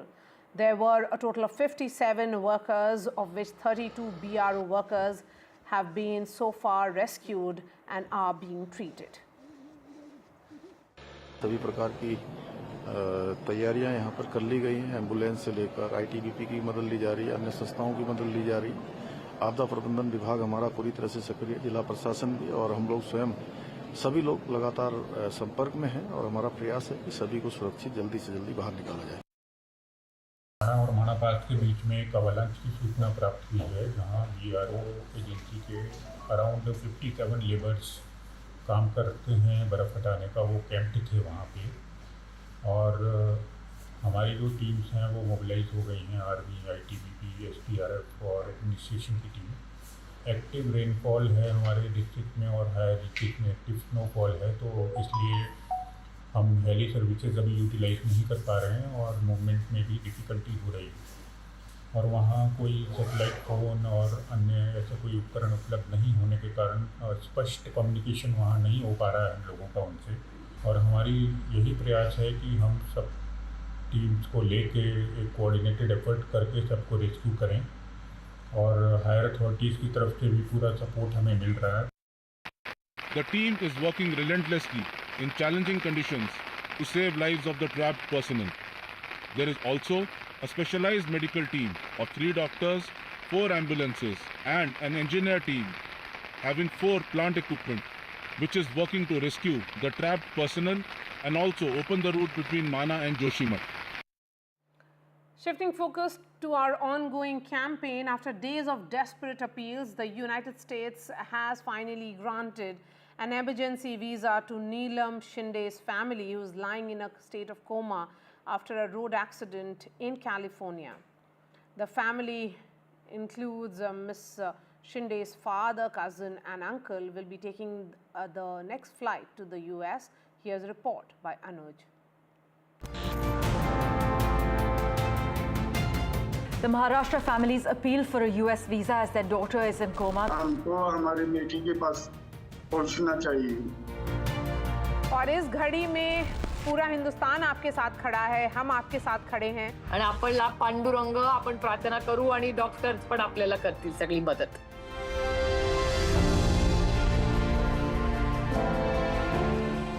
After an agonizing 12 days, while Neelam has been in a coma, alone in a hospital in the US, her family has been struggling to get a visa to be with her. Finally, after an NDTV campaign, they got a visa interview this morning, and within minutes, the visa. जितना smooth कि मुझे लगा नहीं था कि इतना हो जाएगा करके, मतलब बहुत ज़्यादा सपोर्ट मिला है इंडियन गवर्नमेंट हो या अपना, मतलब मुझे स्पेशल थैंक्स फडणवीस जी से, अपने CM जी का करना है कि उन्होंने मतलब जो यहाँ पे ट्रीटमेंट दिया तो बहुत अच्छा, मतलब बहुत फास्ट वीज़ा भी मिल गया हमें प्रिंट करके. ओ, आपको वीज़ा यस वीज़ा प्रिंट करके भी जल्द से जल्द हमें हाथों हाथ दे दिया उन्होंने. Neelam's cousin Gaurie also has some good news. According to the US hospital, Neelam Shinde's health has shown slight improvement. For her father, who is very distraught, this news has brought a ray of hope. वहाँ पे थोड़ी उसका progress है, उसका accident के बाद से वो जो ब्रेन का प्रेशर है वो हाई चल रहा था, पर कल हमें अपडेट मिला है कि वो थोड़ा सा कम होके डॉक्टर के कंट्रोल में आ चुके हैं. अब फिर अभी भी वो कोमा में ही है, ऐसा क्रिटिकली बोल रहे हैं डॉक्टर, पर होप है कि उनको अभी वो कर रही है, मतलब उसको फाइट कर रही है. NDTV reached out to Sacramento police, who confirmed that it was a hit-and-run accident, and the accused had been arrested on 19th of February. NDTV's extensive coverage ensured that the Indian Embassy took notice of the case. The embassy officially stated that it remains in constant touch with the Ministry of External Affairs regarding Neelam Shinde's situation. The Shinde family has witnessed an outpouring of support in recent days, with assistance coming from the Chief Minister's team, both Deputy Chief Ministers and Union Minister Muralidhar Mohol. However, it was NCP MP Supriya Sure's prompt intervention that brought the case to the attention of higher officials. That it was Bala Saheb Patil from Karad who brought this to my notice. So actually, the entire credit goes to him. I would not like to take, this is not something about taking credit. I feel the pain for the family. It's been a very, very difficult situation for all of us. It was completely helplessness. And when it was brought to my notice, I would leave all politics aside, and I actually want to show gratitude towards the MEA, the Ministry of External Affairs, and the US Embassy in Mumbai, who have really helped us. But for the Shinde family, many challenges remain. Set to travel to the US tomorrow, they have accommodation only for the first 10 days. Already, to fund their travel, they have had to mortgage jewelry. Financially तो थोड़ा हम यहाँ से अभी loan करके ही जा रहे हैं, एक तो मतलब गोल्ड लोन हो या ऐसे ही करके जा रहे हैं, तो फाइनेंशियली तो हेल्प मिली तो मतलब अच्छा ही होगा मतलब हमारे लिए. One can only hope that more well-wishers will come forward to help the family in their hour of need. With Abir Adhar, this is Anuj Raide reporting from Mumbai for NDTV 24/7. News Union Minister Kiren Rijiju attended the NDTV Auto Awards. And after paying tribute to Ratan Tata, Kiren Rijiju hailed the future of India's automobile sector and stated that India will be the hub of EV era. Listening. The whole mobility industry in India is actually moving towards, I could say, a different kind of structure now, because we are going to become the hub of this next, the EV era which we are going to see. And we are bound to be the hub. And Honorable Prime Minister already laid the government's priority. Having said that, what I could just gather from my little understanding of the automobile industry around the globe, India will be one of a major hub, because the way in which India is projecting itself and the manner in which government is being a pioneer, partnering the automobile, the automotive industry. So the Western world, China, of course, taking a big lead in the EV sector. India is next big thing to happen. Prime Minister Narendra Modi today held talks with the European Commission President Ursula von der Leyen, focusing on imparting fresh momentum to the India-European Union strategic partnership. At the joint press conference, Prime Minister Modi called the visit a unique one. Ghazali has the special report. After a meeting with EU Commission President Ursula von der Leyen, Prime Minister Narendra Modi announced that the India-EU Free Trade Agreement will be reached by the end of 2025. ये केवल भारत में European commission की पहली यात्रा नहीं, बल्कि यह किसी भी एक देश में यूरोपियन कमीशन का पहला इतना व्यापक एंगेजमेंट है और साथ ही कमीशन के नए कार्यकाल की सबसे पहली यात्राओं में से एक है। भारत और ईयू की 2 दशकों की स्ट्रेटेजिक पार्टनरशिप नेचुरल है, ऑर्गेनिक है। इसके मूल में ट्रस्ट है, लोकतांत्रिक मूल्यों में साझा विश्वास है, विभिन्न क्षेत्रीय और वैश्विक मुद्दों पर सिंसियर और मीनिंगफुल चर्चा हुई है। हमने अपनी टीम्स को एक पारस्परिक लाभकारी बायलैटरल फ्री ट्रेड एग्रीमेंट को, एफटीए को इस वर्ष के अंत तक संपन्न करने का निर्देश दिया है। On a 2-day visit to India with top EU leaders, Ursula von der Leyen said that the EU and India have agreed to push for a long-pending free trade agreement this year.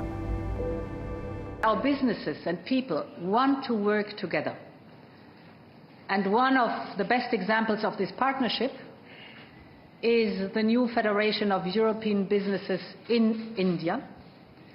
It brings together 6,000 EU companies, which have created 8 million direct and indirect jobs in this economy. India and the EU relaunched talks on a long-pending free trade agreement in 2021. But issues like market access for products such as cars and alcoholic beverages have been sticking points. The next round of negotiations is planned for March. Brussels is ramping up efforts to finalize the free trade agreement with New Delhi in the face of potential US tariffs. I can announce that we are exploring a future security and defense partnership with India, in the mold of the partnership we have with Japan and South Korea. This will help us step up our work to counter common threats, whether on cross-border terrorism, maritime security threats, the whole topic of cyber attacks, or the new phenomenon we see on attacks on our critical infrastructure. Security should be at the core part of our new strategic partnership with India. With the Russia-Ukraine war molding global security dynamics, Leyen stressed the need for India and the EU to work together in combating threats.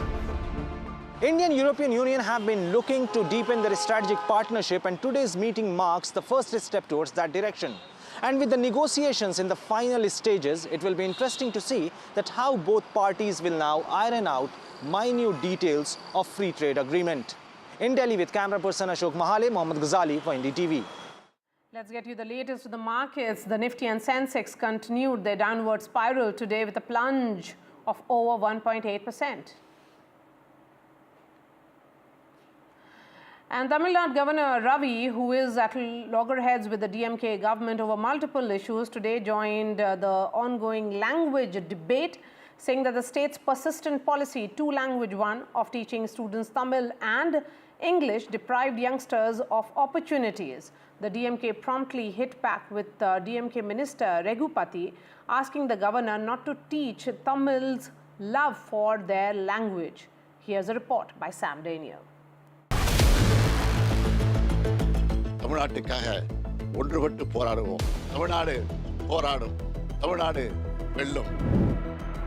Continuing his offensive against the centre on the eve of his birthday, Chief Minister M.K. Stalin today appealed to people to join the language war and struggle against population-based delimitation. This despite Home Minister Amit Shah's assurance that southern states will not lose any MP seats because of their effective population control measures and will gain pro rata. இதை பார்த்த ஒன்றிய அரசு இந்திய திரைக்கலன்னு சொல்லிக்கிட்டு அதுக்கான எல்லா முன்னெடுப்புகளையும் எடுத்துக்கிட்டு இருக்காங்க. மும்மொழி கொள்கையை ஏற்றுக்காததால் நமக்கான பணமும் இன்னமும் தரலை. அதேபோல் தமிழ்நாட்டுக்கான தொகுதிகளை குறைக்க மாட்டோம்னு மட்டும்தான் சொல்கிறாங்களே தவிர மற்ற மாநிலங்களோட எண்ணிக்கையை அதிகரிக்க மாட்டோம்னு சொல்ல மாட்டுறாங்க. நாம் கேட்குறது மக்கள் தொகை அடிப்படையில் தொகுதிகளை பிரிக்காதீங்க. நாட்டோட வளர்ச்சிக்காக மக்கள் தொகையை கட்டுப்படுத்தின தென் மாநிலங்களை தண்டிக்காதீங்க. அப்படி நடந்தால் அதை தமிழ்நாடும் திமுகவும் ஒருபோதும் ஏற்றுக்க மாட்டோம். Meanwhile, student groups held black flag demonstrations against visiting Union Minister of State for Education for stopping 2,150 crore funds to Tamil Nadu over not adopting the national education policy. Tamil Nadu has developed, it is one of the front-runner in almost all the human development indices and educational parameters released by the very own union government, is because of its commitment towards two-language policy. Governor R.N. Ravi, though, battled for it, alleging the state's southern districts are in a state of neglect and children there denied the opportunity to learn the language of the neighboring state. Mr. Stalin, please do your homework. To do homework, we need to know more languages. Nobody compels Hindi, but having a three language will unite India, will definitely understand our culture, tradition, etc. That is what we have said. Please understand. So before tweeting, you should know what you are doing. There is fear in Tamil Nadu that northern states which fail to control population would be exponentially rewarded with more MPs, leaving the south, which is revenue rich, politically and numerically weaker and irrelevant. With elections due next year, the ruling DMK's narrative targets the BJP on every issue, from language imposition to delimitation, hoping it would work well for it electorally. In Chennai with Suresh, Sam Daniel, for NDTV. And students who were responsible for the ouster of former Bangladesh Prime Minister Sheikh Hasina have now launched a political outfit. It has been set up by those who believe that the government is at present also not fulfilling their dreams. Some members were part of the government who are backing new outfit, and is the new party really representative? Questions are being raised over the current government not giving clarity on the election dates.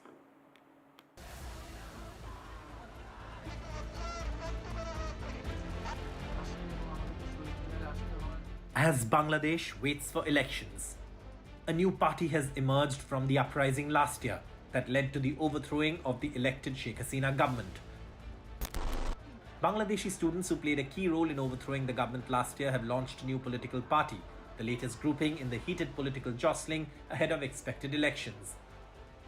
The new Democratic Student Council includes key organizers from the powerful Students Against Discrimination (SAD) group that spearheaded the uprising that ousted former Prime Minister Sheikh Hasina in August last year.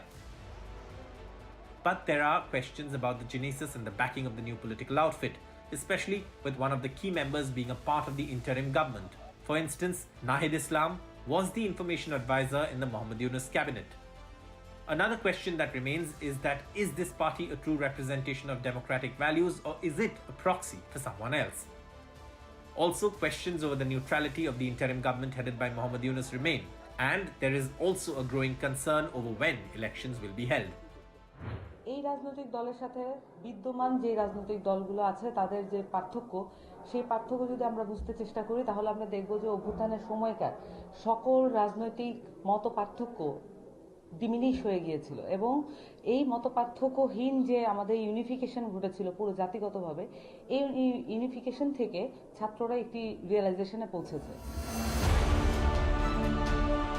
The main opposition party, while Sheikh Hasina's Awami League was in power, the BNP or Bangladesh Nationalist Party is also uncomfortable with recent developments. Former Prime Minister Khaleda Zia has alleged that last year's uprising is being undermined and called for elections to restore democracy. She said, the country is going through a difficult time today. Due to the students' movement, fascist forces have fled. Since the overthrowing of the Sheikh Hasina government, Bangladesh has seen hardline and radical Islamist forces flexing muscles, and minorities have come under attack. Which is why there is huge concern over the future of democracy in Bangladesh, with the interim government's dilly-dallying on announcing a schedule for elections. The launch of a new political party is usually seen as an indicator of a healthy democracy. However, many in Bangladesh are viewing this development with skepticism, but they are still pinning their hopes on a free and fair election and are hoping that that election will be held soon. With camera person GD Shankar, Saurabh Gupta, NDTV. Congress brass today held a meeting with Kerala Congress leaders. The meeting came amidst a row over Congress MP Dr. Shashi Tharoor's statement. Congress has clarified that there is no rift whatsoever within the party. Congress General Secretary Deepa Das Munshi, after the review meeting of the Kerala unit, actually reiterated that the Congress in the state stands united. Tharoor was seen standing next to her when she was issuing the clarification. Joined by the General Secretary in charge of Kerala, you have, you were very worried because of the Tharoor fallout. I think now things have finally settled down within the party because he's clarified. And are you satisfied with his clarification? Yes, what Shashi Tharoor ji has clarified, he has clarified very straight away, so there is no confusion on that. And you have told him to speak in one voice and along with the unit not to, create, because the fight is from outside, not from within. I don't know why you people are always taking Shashi Tharoor's name. It has been told generally to anyone who will cross the party line and say something which is going against our party. That warning and action should be taken. So it is not Shashi Tharoor or XYZ. So because there is a controversy recently by the media and by the translation of what he said, so it doesn't mean that I will say that no one in the Congress party in Kerala state we can point out that who is pro LDF or who is pro BJP. Everyone is fighting against and everyone is fighting unitedly. Well, what's really happened is, the Congress has made it clear to Mr. Tharoor and others, but specifically Mr. Tharoor, even though he's clarified that remarks that he were made were completely, out of turn, not correctly transcribed, portrayed, and even though there has been some clarification, he would have wanted better journalism, but the Congress hasn't taken that kindly, has said that nobody should speak out. It's not about better journalism, as they told Mr. Tharoor. It is about speaking in one voice and not speaking against the party line. And that's something that the Congress has made it clear. It's just a little bit over a year. They have to get their house in order. There are issues with the present PCC chief, but the time is short. And it's in that backdrop now that they will have to start working for the local body elections and the assembly elections, because it's been 10 years of the Left Democratic Front. And for the Congress to wrest control, it's going to be an uphill task.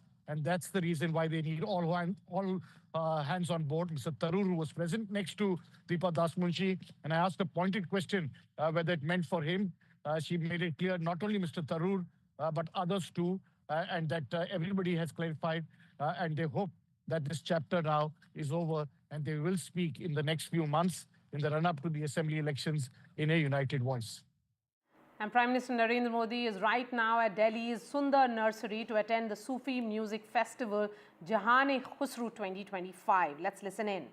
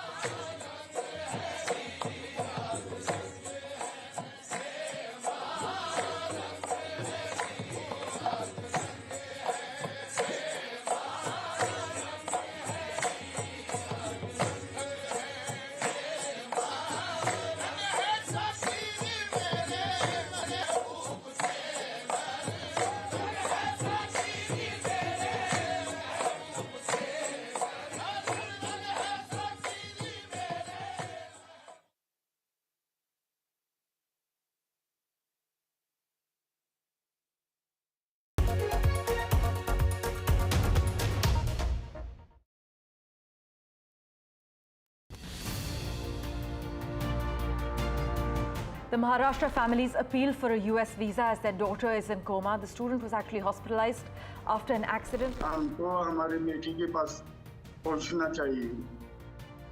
और इस घड़ी में पूरा हिंदुस्तान आपके साथ खड़ा है, हम आपके साथ खड़े हैं. आणि आपणला पांडुरंग आपण प्रार्थना करू आणि डॉक्टर्स पण आपल्याला करतील सगळी मदत.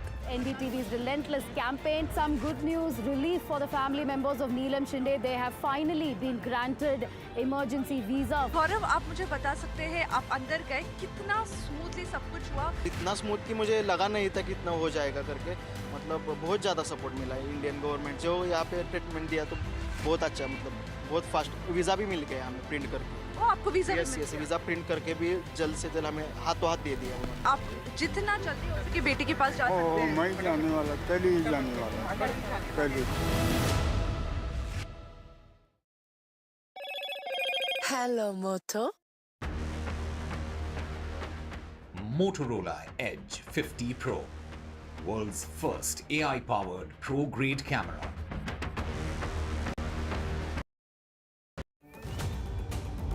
This week on India Ascents.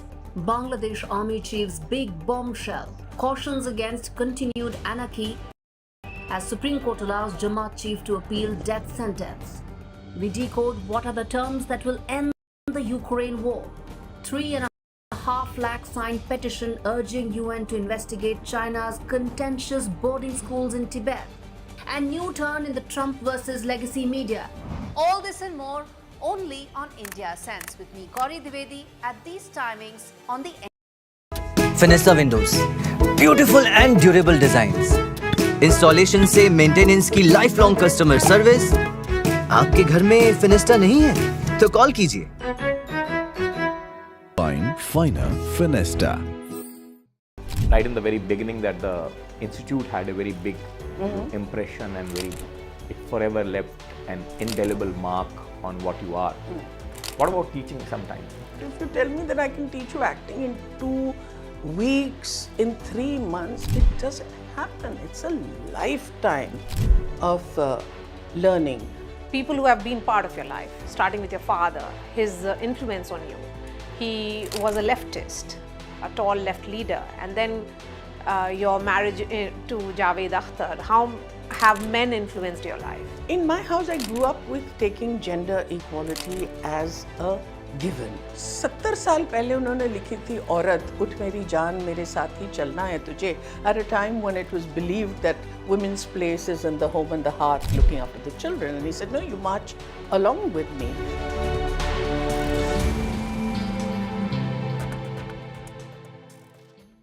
I've been reporting on all issues, big and small, from Andhra Pradesh, Telangana, rest of South India, bringing you all the action, all that you need to know, all that you want to know. The energy of Maximum City is infectious. I bring in that energy in our news coverage from financial capital Mumbai. Covering from the southernmost part of India over the last 23 years, I bring in-depth and 360-degree coverage from the Dravidian heartland. The land of Mishti is also known for its bitter politics. I have seen much water flow under the Howrah Bridge, covering Bengal in all its vivid colors.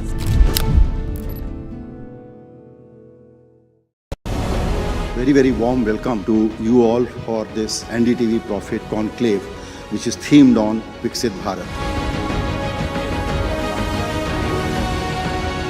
American president talks about making America great again, and when Prime Minister Modi talks about Viksit Bharat, in a way is talking about making India great again. India needs to diversify its sources of capital. Deployment of the grassroots level will be done by manufacturing. You can't truly become a developed nation unless we take every segment of the society in our economic development journey. This is also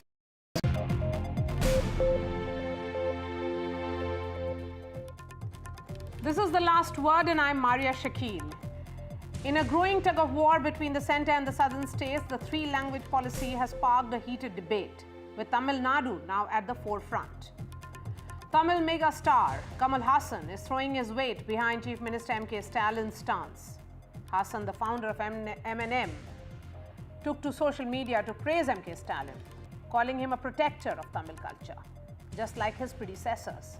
CM Stalin has taken a strong stand against the new education policy, alleging that the centre wants to impose Hindi through the three-language formula, a charge which has been vehemently denied by union government. M.K. Stalin has urged the people of Tamil Nadu to rally against what he views as a threat to the state's linguistic identity. On the other hand, Tamil Nadu Governor R.N. Ravi, already in a tense relationship with the state government over multiple issues, has waded into this controversy. He argued that the state's persistent language policy limits the opportunities for the younger generation and hinders their future. And as the war of words intensifies, the issue has ignited a debate on language, identity and education policy, with both political figures and celebrities voicing their opinions. Will Tamil Nadu hold firm on its linguistic pride, or will the centre's policy prevail? That's what I ask on the show tonight. But before that, let's take a look at this report. தமிழ்நாட்டுக்காக ஒன்றுபட்டு போராடுவோம். தமிழ்நாடு போராடும். தமிழ்நாடு வெல்லும். Continuing his offensive against the centre on the eve of his birthday, Chief Minister M.K. Stalin today appealed to people to join the language war and struggle against population-based delimitation. This despite Home Minister Amit Shah's assurance that southern states will not lose any MP seats because of their effective population control measures and will gain pro rata. இதை பார்த்த ஒன்றிய அரசு இந்திய திரைக்கலன்னு சொல்லிக்கிட்டே அதுக்கான எல்லா முன்னெடுப்புகளையும் எடுத்துக்கிட்டு இருக்காங்க. மும்மொழி கொள்கையை ஏற்றுக்காததால நமக்கான பணமும் இன்னமும் தரலை. அதேபோல் தமிழ்நாட்டுக்கான தொகுதிகளை குறைக்க மாட்டோம்னு மட்டும்தான் சொல்கிறாங்களே தவிர மற்ற மாநிலங்களோட எண்ணிக்கையை அதிகரிக்க மாட்டோம்னு சொல்ல மாட்டுறாங்க. நாம் கேட்குறது, மக்கள் தொகை அடிப்படையில் தொகுதிகளை பிரிக்காதீங்க. நாட்டோட வளர்ச்சிக்காக மக்கள் தொகையை கட்டுப்படுத்தின தென் மாநிலங்களை தண்டிக்காதீங்க. அப்படி நடந்தால் அதை தமிழ்நாடும் திமுகவும் ஒருபோதும் ஏற்றுக்க மாட்டோம்.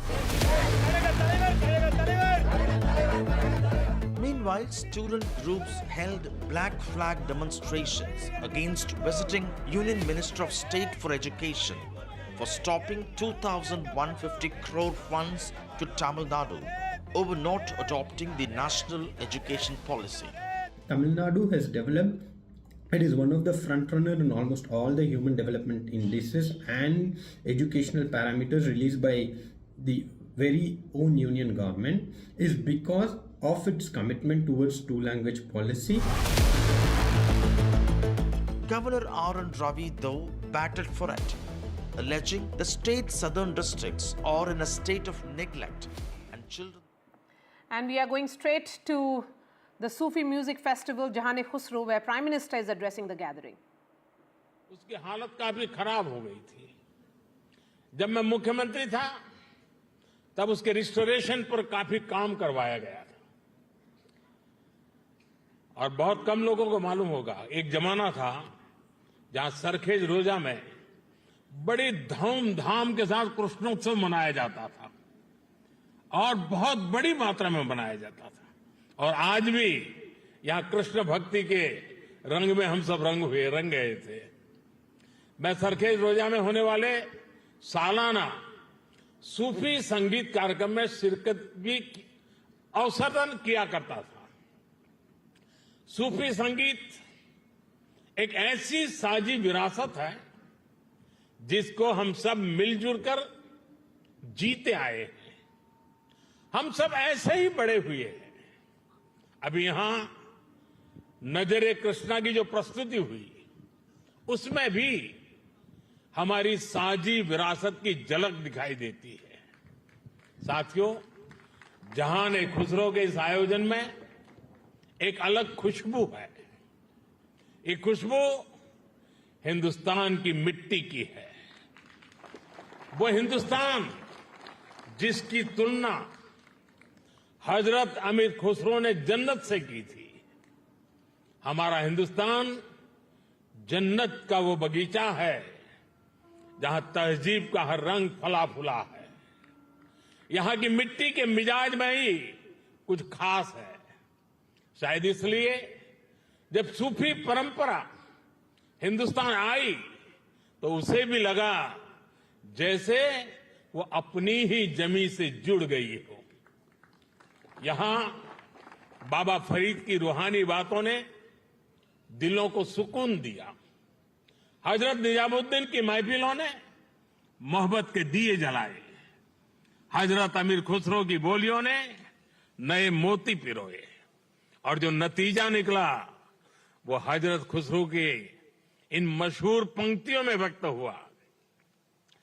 बन के पंछी भय बावरे, बन के पंछी भय बावरे, ऐसी बिन बजाई सांवरे, तार तार की तान निराली, जुम रही सब वन की डारी। भारत में सूफी परंपरा ने अपनी एक अलग पहचान बनाई। सूफी संतों ने खुद को महज मस्जिदों या खानकाहों तक सीमित नहीं रखा। उन्होंने पवित्र कुरान के हर्फ पढ़े तो वेदों के स्वर भी सुने। उन्होंने अजान की सदा में भक्ति के गीतों की मिठास को जोड़ी और इसलिए उपनिषद, जिसे संस्कृत में एकम सत विप्राहा बहुधा वदंती कहते थे, हजरत निजामुद्दीन औलिया ने वही बात हर कौम रास्त राहे दिने व किबला गाहे जैसे सूफी गीत गाकर कही। अलग अलग भाषा, शैली और शब्द, लेकिन संदेश वही। मुझे खुशी है कि आज जहान-ए-खुसरो उसी परंपरा की एक आधुनिक पहचान बन गया है। साथियों, किसी भी देश की सभ्यता उसकी तहजीब को स्वर उसके गीत संगीत से मिलती है। उसकी अभिव्यक्ति कला से होती है। हजरत खुसरो कहते थे, भारत के संगीत में एक सम्मोहन है, एक ऐसा सम्मोहन कि जंगल में हिरण अपने जीवन का डर भूलकर स्थिर हो जाते थे। भारतीय संगीत के इस समंदर में सूफी संगीत एक अलग रॉ के तौर पर आकर मिला था और इस समंदर की खूबसूरत लहर बन गया।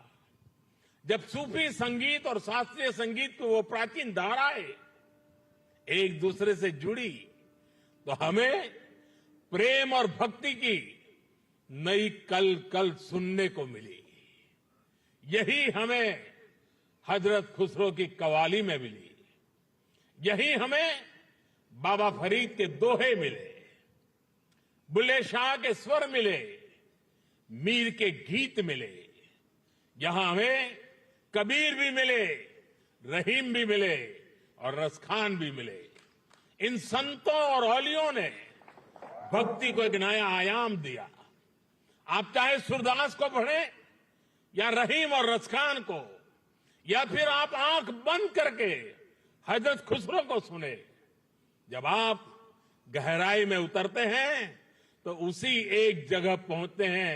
ये जगह है आध्यात्मिक प्रेम की वो ऊंचाई जहां इंसानी बंदी से टूट जाती है और इंसान और ईश्वर का मिलन महसूस होता है। आप देखिए, हमारे रसखान मुस्लिम थे लेकिन वो हरिभक्त थे। रसखान भी कहते हैं प्रेम हरि को रूप है, त्यों हरि प्रेम स्वरूप। एक होई दुवैयो लसई, जो सूरज और धूप। यानी प्रेम और हरि दोनों वैसे ही एक ही रूप है जैसे सूरज और धूप। और यही एहसास तो हजरत खुसरो को भी हुआ था। उन्होंने लिखा था, खुसरो दरिया प्रेम का सो उल्टी वाकी धार, जो उतरा सो डूब गया, जो डूबा सो पार। यानी प्रेम में डूबने से ही भेद की बाधाएं पार होती है। यहां अभी जो भव्य प्रस्तुति हुई उसमें भी हमने यही महसूस किया है। साथियों, सूफी परंपरा ने न केवल इंसान की रूहानी दूरियों को खत्म किया बल्कि दुनियावी दूरियों को भी कम किया है। मुझे याद है साल 2015 में जब मैं अफगानिस्तान की पार्लियामेंट गया था तो वहां मैंने बड़े भाव भरे शब्दों में रूमी को याद किया था। 8 शताब्दी पहले रूमी वहां के ही बल्क प्रांत में पैदा हुए थे। मैं रूमी के लिखे का हिंदी एक तर्जुमा जरूर यहां दोहराना चाहूंगा क्योंकि ये शब्द आज भी उतने ही प्रासंगिक है। रूमी ने कहा था, शब्दों को ऊंचाई दे, आवाज को नहीं। शब्दों को ऊंचाई दे, आवाज को नहीं, क्योंकि फूल बारिश में पैदा होते हैं, तूफान में नहीं। उनकी एक और बात मुझे याद आती है। मैं थोड़ा देशज शब्दों में कहूं तो उसका अर्थ है, मैं ना पूरब का हूं ना पश्चिम का, ना मैं समंदर से निकला हूं और ना मैं जमीन से आया हूं। मेरी जगह कोई है ही नहीं। मैं किसी जगह का नहीं हूं, यानी मैं सब जगह हूं। ये विचार, ये दर्शन वसुधैव कुटुंबकम की हमारी भावना से अलग नहीं है।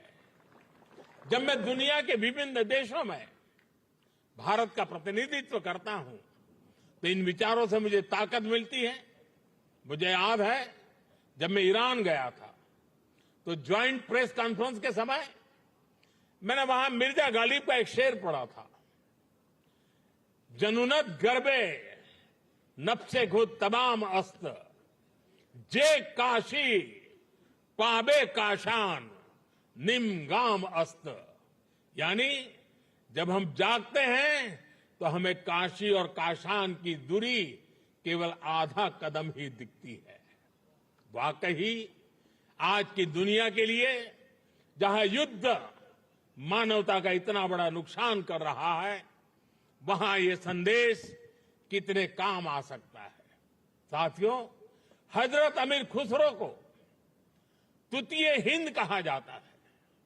भारत की तारीफ में, भारत से प्रेम में उन्होंने जो गीत गाए हैं, हिंदुस्तान की महानता और मनमोहकता का जो वर्णन किया है वो उनकी किताब नू सिफर में देखने को मिलता है। हजरत खुसरो ने भारत को उस दौर की दुनिया के तमाम बड़े देशों से महान बताया। उन्होंने संस्कृत को दुनिया की सबसे बेहतरीन भाषा बताया। वो भारत के मनुष्यों को बड़े बड़े विद्वानों से भी बड़ा मानते हैं। भारत में शून्य का, गणित और विज्ञान और दर्शन का ये ज्ञान कैसे बाकी दुनिया तक पहुंचा, कैसे भारत का गणित अरब पहुंचकर वहां पर जाकर के हिंदसा के नाम से जाना गया। हजरत खुसरो न केवल अपनी किताबों में इसका जिक्र करते हैं बल्कि उस पर गर्व भी करते हैं। गुलामी के लंबे कालखंड में जब इतना कुछ तबाह किया गया, अगर आज हम अपने अतीत से परिचित हैं तो इसमें हजरत खुसरो की रचनाओं की बड़ी भूमिका है। साथियों, इस विरासत को हमें निरंतर समृद्ध करते रहना है। मुझे संतोष है जहां खुसरो जैसे प्रयास इस दायित्व को बखूबी निभा रहे हैं और अखंड रूप से 25 साल तक ये काम करना ये छोटी बात नहीं है। मैं मेरे मित्र को बहुत बहुत बधाई देता हूं। मैं एक बार फिर आप सभी को इस आयोजन के लिए बधाई देता हूं। कुछ कठिनाइयों के बीच भी इस समारोह का मजा लेने का कुछ अवसर भी मिल गया। मैं इसके लिए मेरे मित्र का हृदय से आभार व्यक्त करता हूं। बहुत बहुत धन्यवाद, बहुत बहुत शुक्रिया।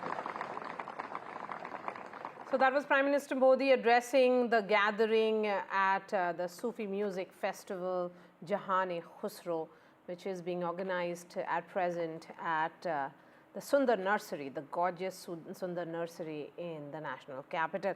Let's shift focus back to our debate, and I have a long list of panelists but not enough time, so I'll give perhaps opening comments to everyone and end this discussion. Lakshmi Ramachandran is spokesperson of the Congress. We have Kalyan Raman, senior leader of the BJP Tamil Nadu. Harish Mohan Ibrahim is a political analyst. We have Kasturi Shankar and Pula Rao as well.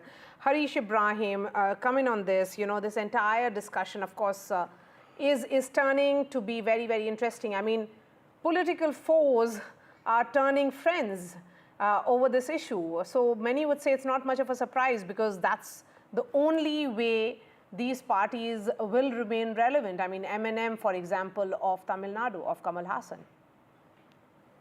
Yeah, there is nothing to be fears over here because the language policy of a two-language policy has been there for almost 5 decades. And even when the official rules of Language Act, which has been formed during the Jawaharlal Nehru period, the two-language policy concern was given to Tamil Nadu. And whatever the metrics is because now the Tamil Nadu is because they followed the two-language policy. When without Hindi, only after having a Tamil and Hindi, Tamil and English, there were people across the board. There were people across the world in regards to diversified industries. Everywhere there was Tamilian inside on the higher board. It is because only we followed without Hindi, the Tamil, which is the mother tongue, as well as English. When it comes to NEP, they are bifurcating the entire policy by making sure there is a Hindi imposition at the back end.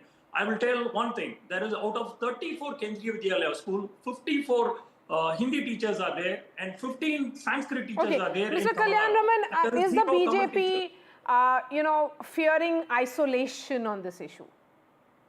Of course, 100%, because... Okay, that's a question to Mr. Raman. I think the question is to myself, not to you. I do not have much time. I'm really sorry because we had to cut across to that important speech of the Prime Minister. So I'll give everyone just enough time to speak. Please go ahead.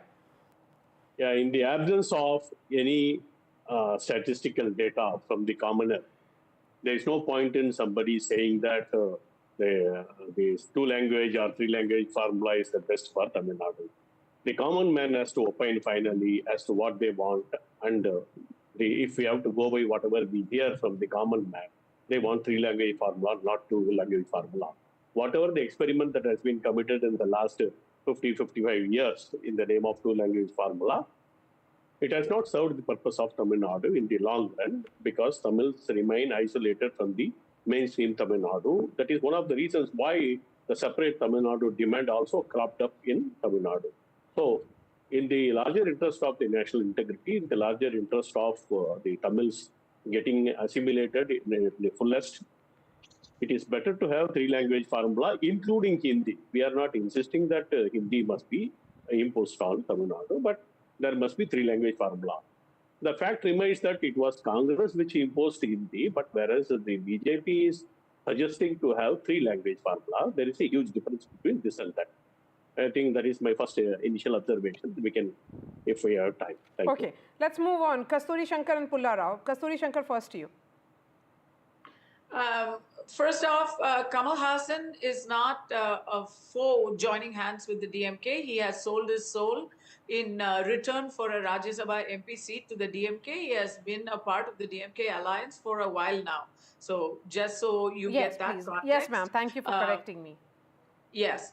So just so you get that context. That said, in Tamil Nadu, BJP is literally the single one party, not even their alliance partners, are in favor of Hindi getting a backdoor entry into the politics of Tamil Nadu.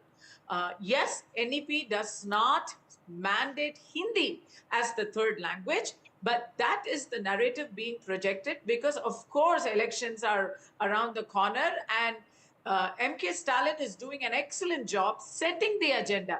He talks about Hindi imposition, he talks about delimitation, and he talks about the rights of the Tamil people. So these are all very emotional subjects with the Tamil vote base. So while it is not compulsory, the reality is Hindi will be the most popular choice offered in schools. Yes. And now when the government schools have the opportunity, here's the thing, the irony is, if one accepts the NEP, Mr. Stalin has it in his power to propagate any language, Telugu, Malayalam, Sikkimese. He can actually beat the Hindi supporters at their own game by introducing a third language of his choice in the schools run by the Tamil Nadu government across the state.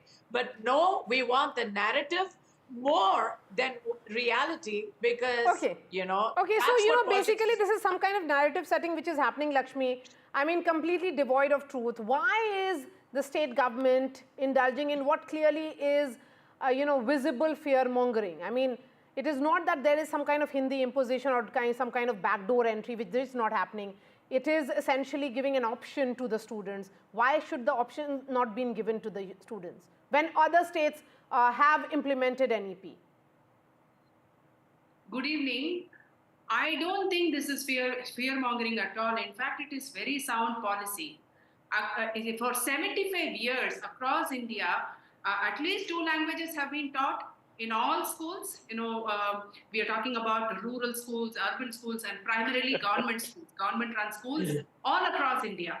Now, tell me, how proficient are children in the English language? I assume that most of these students who go to government Lakshmi, schools it is satanic their versus native language as their primary No, but language. if the students are being given an option of a third language, then why should they be not given that option?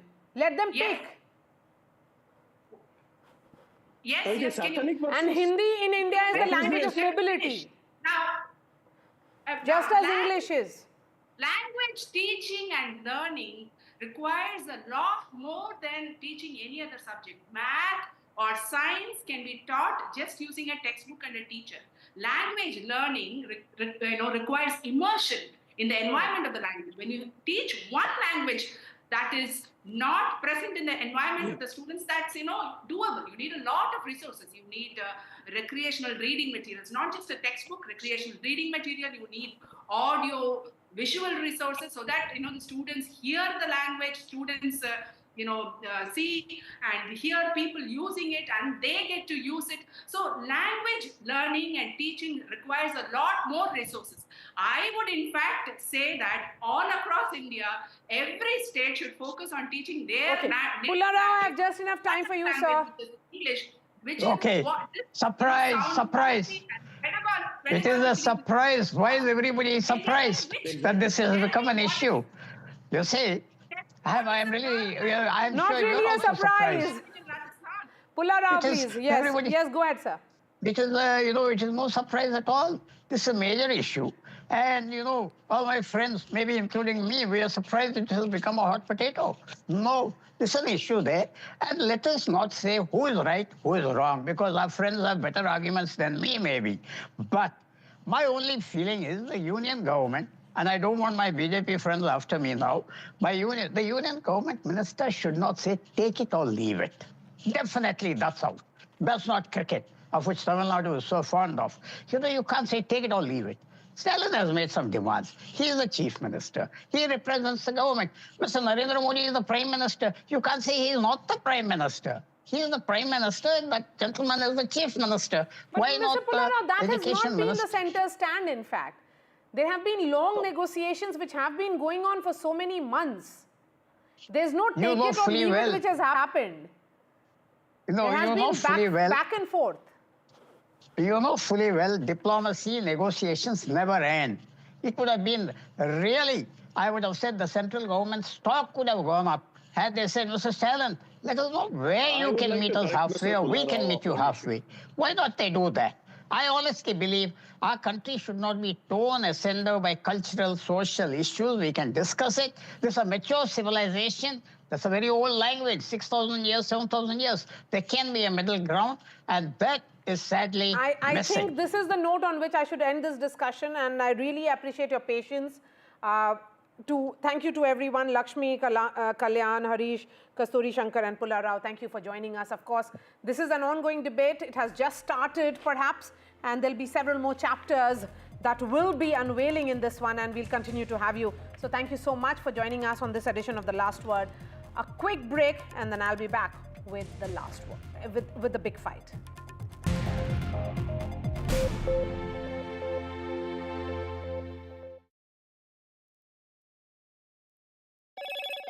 Hello, Moto. Motorola Edge 50 Pro, world's first AI-powered pro-grade camera.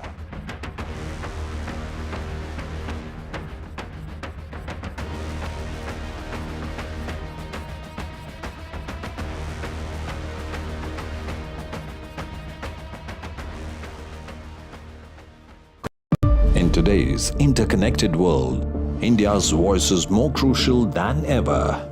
When India speaks, the world listens. At NDTV World, we are that voice, bringing you intelligent and insightful news from India and beyond. From geopolitics and diplomacy to economic shifts, migrations, tech disruptions, and the stories of our diaspora. We cover the news that shapes our global future. NDTV World, your new home for global news is here. This week on India Ascends. Bangladesh Army Chief's big bombshell cautions against continued anarchy as Supreme Court allows Jamaat Chief to appeal death sentence. We decode what are the terms that will end the Ukraine war. 3.5 lakh signed petition urging UN to investigate China's contentious boarding schools in Tibet. And new turn in the Trump versus legacy media. All this and more only on India Ascends with me, Gaurie Dwivedi, at these timings on the NDTV network. Fenesta Windows, beautiful and durable designs. Installation से maintenance की lifelong customer service. आपके घर में Fenesta नहीं है, तो call कीजिए. Fine, finer, Fenesta. I've been reporting on all issues, big and small, from Andhra Pradesh, Telangana, rest of South India, bringing you all the action, all that you need to know, all that you want to know. The energy of Maximum City is infectious. I bring in that energy in our news coverage from financial capital Mumbai. Covering from the southernmost part of India over the last 23 years, I bring in-depth and 360-degree coverage from the Dravidian heartland. The land of Mishti is also known for its bitter politics. I have seen much water flow under the Howrah Bridge, covering Bengal in all its vivid colors.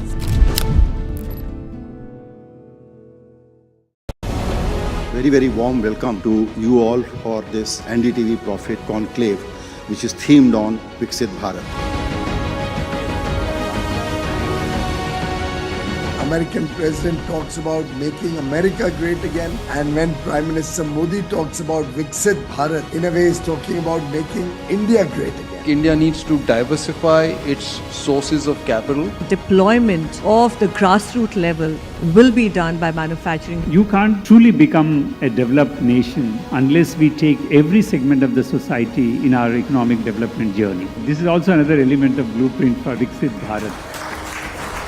The NDTV Profit Conclave 2025, the blueprint for Viksit Bharat, only on the NDTV network.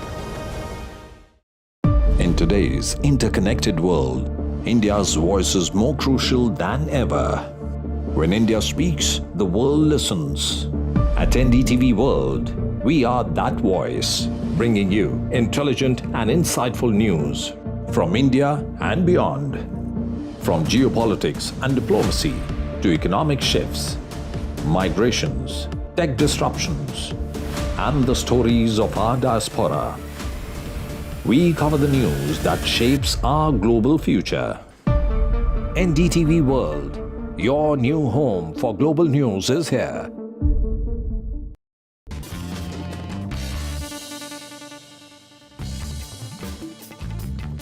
Hello everyone, this is The Big Fight and I'm Maria Shakil. The debate surrounding delimitation has reached a fever pitch. It's a contentious issue that has started a North versus South debate, with southern states making a pitch for unity and saying that impending 2026 delimitation will put them at a disadvantage. And it's a sword hanging over the head of South India. Chief ministers of these states sharpened their attacks after Home Minister Amit Shah, during his visit to Coimbatore earlier this week, asserted that the southern states will not lose a single parliamentary seat on account of delimitation. Mr. Shah, in fact, accused Tamil Nadu Chief Minister M.K. Stalin of indulging in fear-mongering.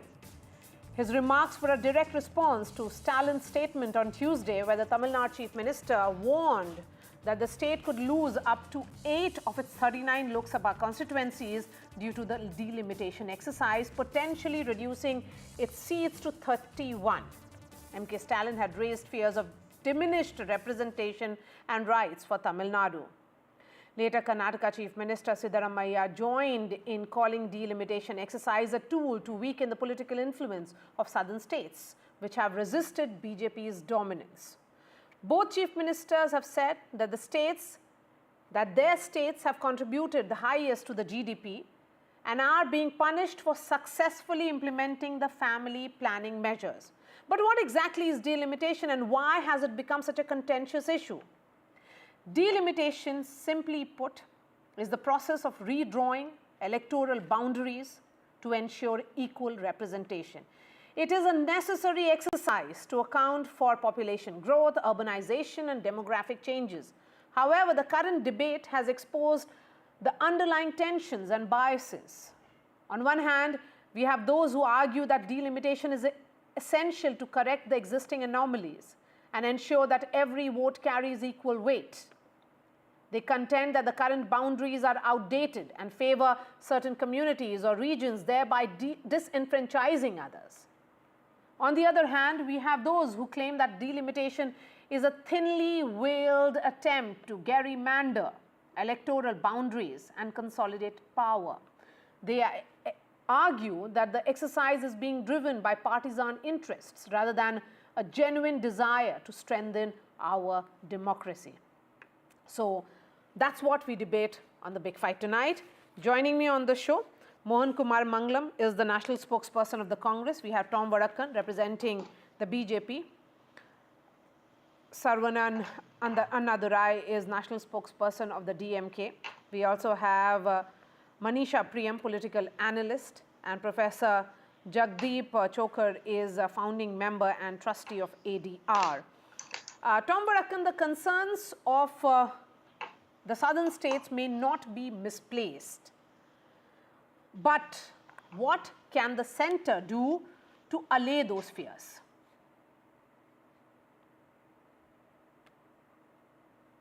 Mr. Varakan, if you heard me.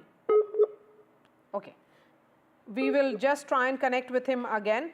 But Mr. Annadurai, come in on this. Yes. This entire debate, of course, it has taken this form. There are a lot of concerns. But having, you know, okay, Mr. Tom Varakan, go ahead, sir. The Delimitation Commission takes into consideration various factors. The family planning issue has been cognizant, and you will see the number of states of Tamil Nadu is higher than certain other states in India, despite their population growth. There are methods of controlling it, and that has been the usual practice. And this has not been interviewed in the court of law nor challenged, because it is a Supreme Court retired judge who is normally the chairman of this committee.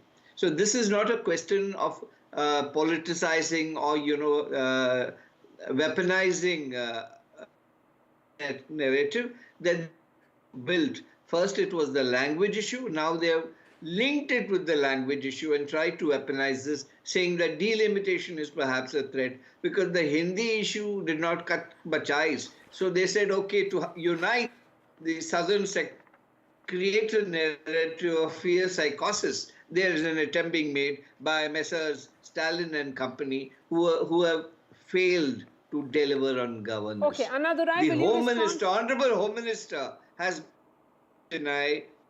said that there will be no seat reduction of Tamil Nadu. All their interests will while be it's taken all right care to of say that there will be no seat reduction, the larger question is also this, that will northern states will their seats go up disproportionately? That is the concern that has been raised. Yes, Mr. Sarvanan Annadurai, go ahead. See, the delimitation is the Damocles sword hanging over the southern states. We are saying this after much consternation, after debating all among us what will be the consequence. If you look at how the BJP has been conducting itself, they have been gleefully waiting for this to happen. The Prime Minister, while opening the new parliament, gone ahead and declared that there will be 848 seats. We have more number of seats. We'll have more MPs. So they are anticipating this. And Mr. Amit Shah, when he was tabling this women's reservation bill, claimed that the census will take place immediately after the elections and thereafter delimitation will take place. So their agenda is very, very clear. They want to go ahead with this delimitation. Then the question is, why this cloak and dagger stuff? Why are you not being upfront? This is a very, very important issue. It concerns the way we are going to move forward. So why are they not discussing it? They should have started the discussions by right now. One nation, one election. They are having so much of committees, so much of things happened for that. But for this, they are keeping absolute secrecy. We don't like this secrecy. We want it to be discussed in open. The BJP does not want to do that. And here, Mr. Amit Shah comes and gives vague promises in a poll rally. He says, the seats, you don't worry, the seats won't come down. We know it won't come down. But what will happen to you asked a very pertinent question, what will happen to the seats that belong to the northern states? See, the most important factor is this. If you look at the present composition, there are 39 seats for the state of Tamil Nadu. And when we compare that with the 544 seats, we command around 13.49% of those seats.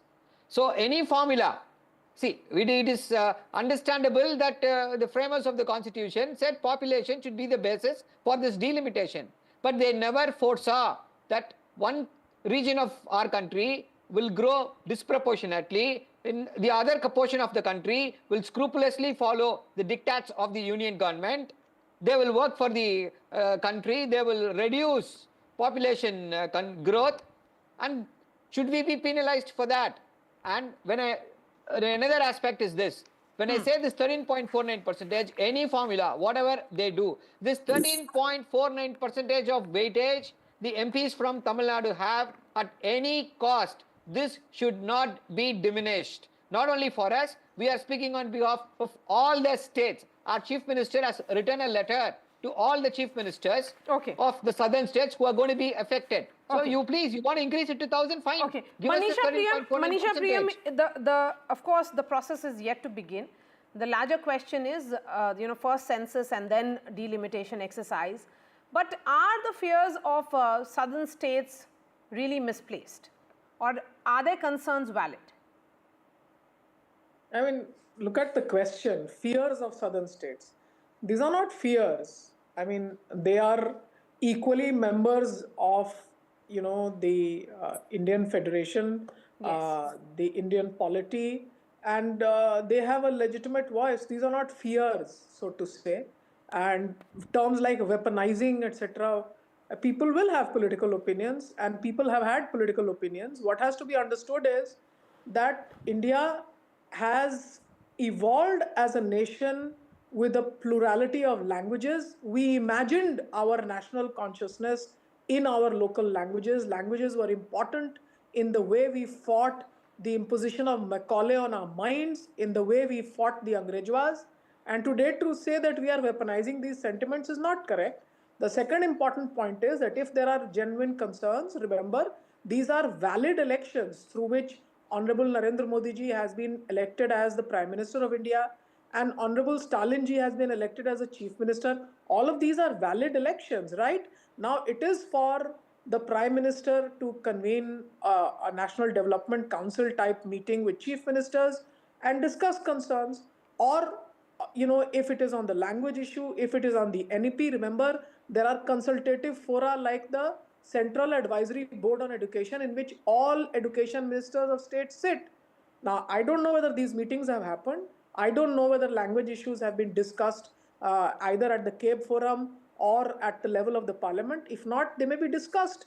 Now, if they are not discussed, and if chief ministers then come out, in newspapers and in statements and write to other colleague chief ministers, let us not call this weaponizing, right? And I think someone should take the initiative and talk about this. The fact is also, remember, that what we call the southern states, these were not all southern states. In the early 1990s, Andhra Pradesh behaved more like a North Indian state. Its literacy rate was below national average. Only southern state that had national literacy rates below national average. But even Andhra Pradesh worked hard, and its maternal mortality rates declined, infant mortality rates declined, and literacy rates grew above that. Bihar, for example, it took another 15 years. In 2005, Nitish Kumar started the schooling process. And what did the decline of maternal mortality rate lead to? Population decline. Now they worked hard, did development, and reached population decline. And that's unfortunately not happened in the northern state, populous northern states of Bihar and Uttar Pradesh in a similar manner. Now this is disproportionate development. It's not disproportionate politics, right? And that underlies the issue of population. Now, if disproportionate development has to be discussed, it has to be discussed across the table, remember. And the fact is that the arguments that we are giving for delimitation is that we have larger population, the MPs need for consultation, better representation, but it also means that maybe you increase the number of MLAs or something, but you have to have a way in which you understand that there are genuine concerns of states having invested more in development and through social development got their population in control. They will have concerns about this, and these are not weaponizing or politics. The form may take that form if we do not deliberate this adequately. And it's our democracy, ultimately it's our country. We are one nation. Yes, so I agree with that argument, Tom Vadakan, or to say that chief ministers are weaponizing it and indulging in fear-mongering, maybe taking it too far. I mean, they are chief ministers of, elected representatives. They have concerns that have to be addressed with all respect and perhaps, and they deserve that argument. I mean, they are well within their rights to make that argument. Well, the beginning of the process is the census. The census has not begun. Before that, you start if I do not call it weaponization, what do I? A census must be there on record before you get into delimitation and say, well, our seats will be reduced. Now, I ask you this same question. The panelist here says that these are issues of.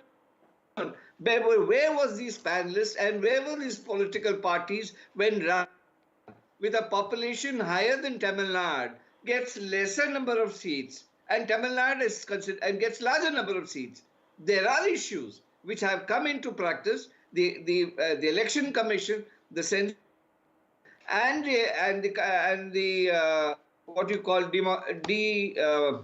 delimitation commission takes into cognizance. Have trust in the constitutional system before you raise voice of revolt. Well, you know, consensus has not been not worked out, so work out a consensus. How can you work out a consensus when the census has not been done? Let there be an exercise.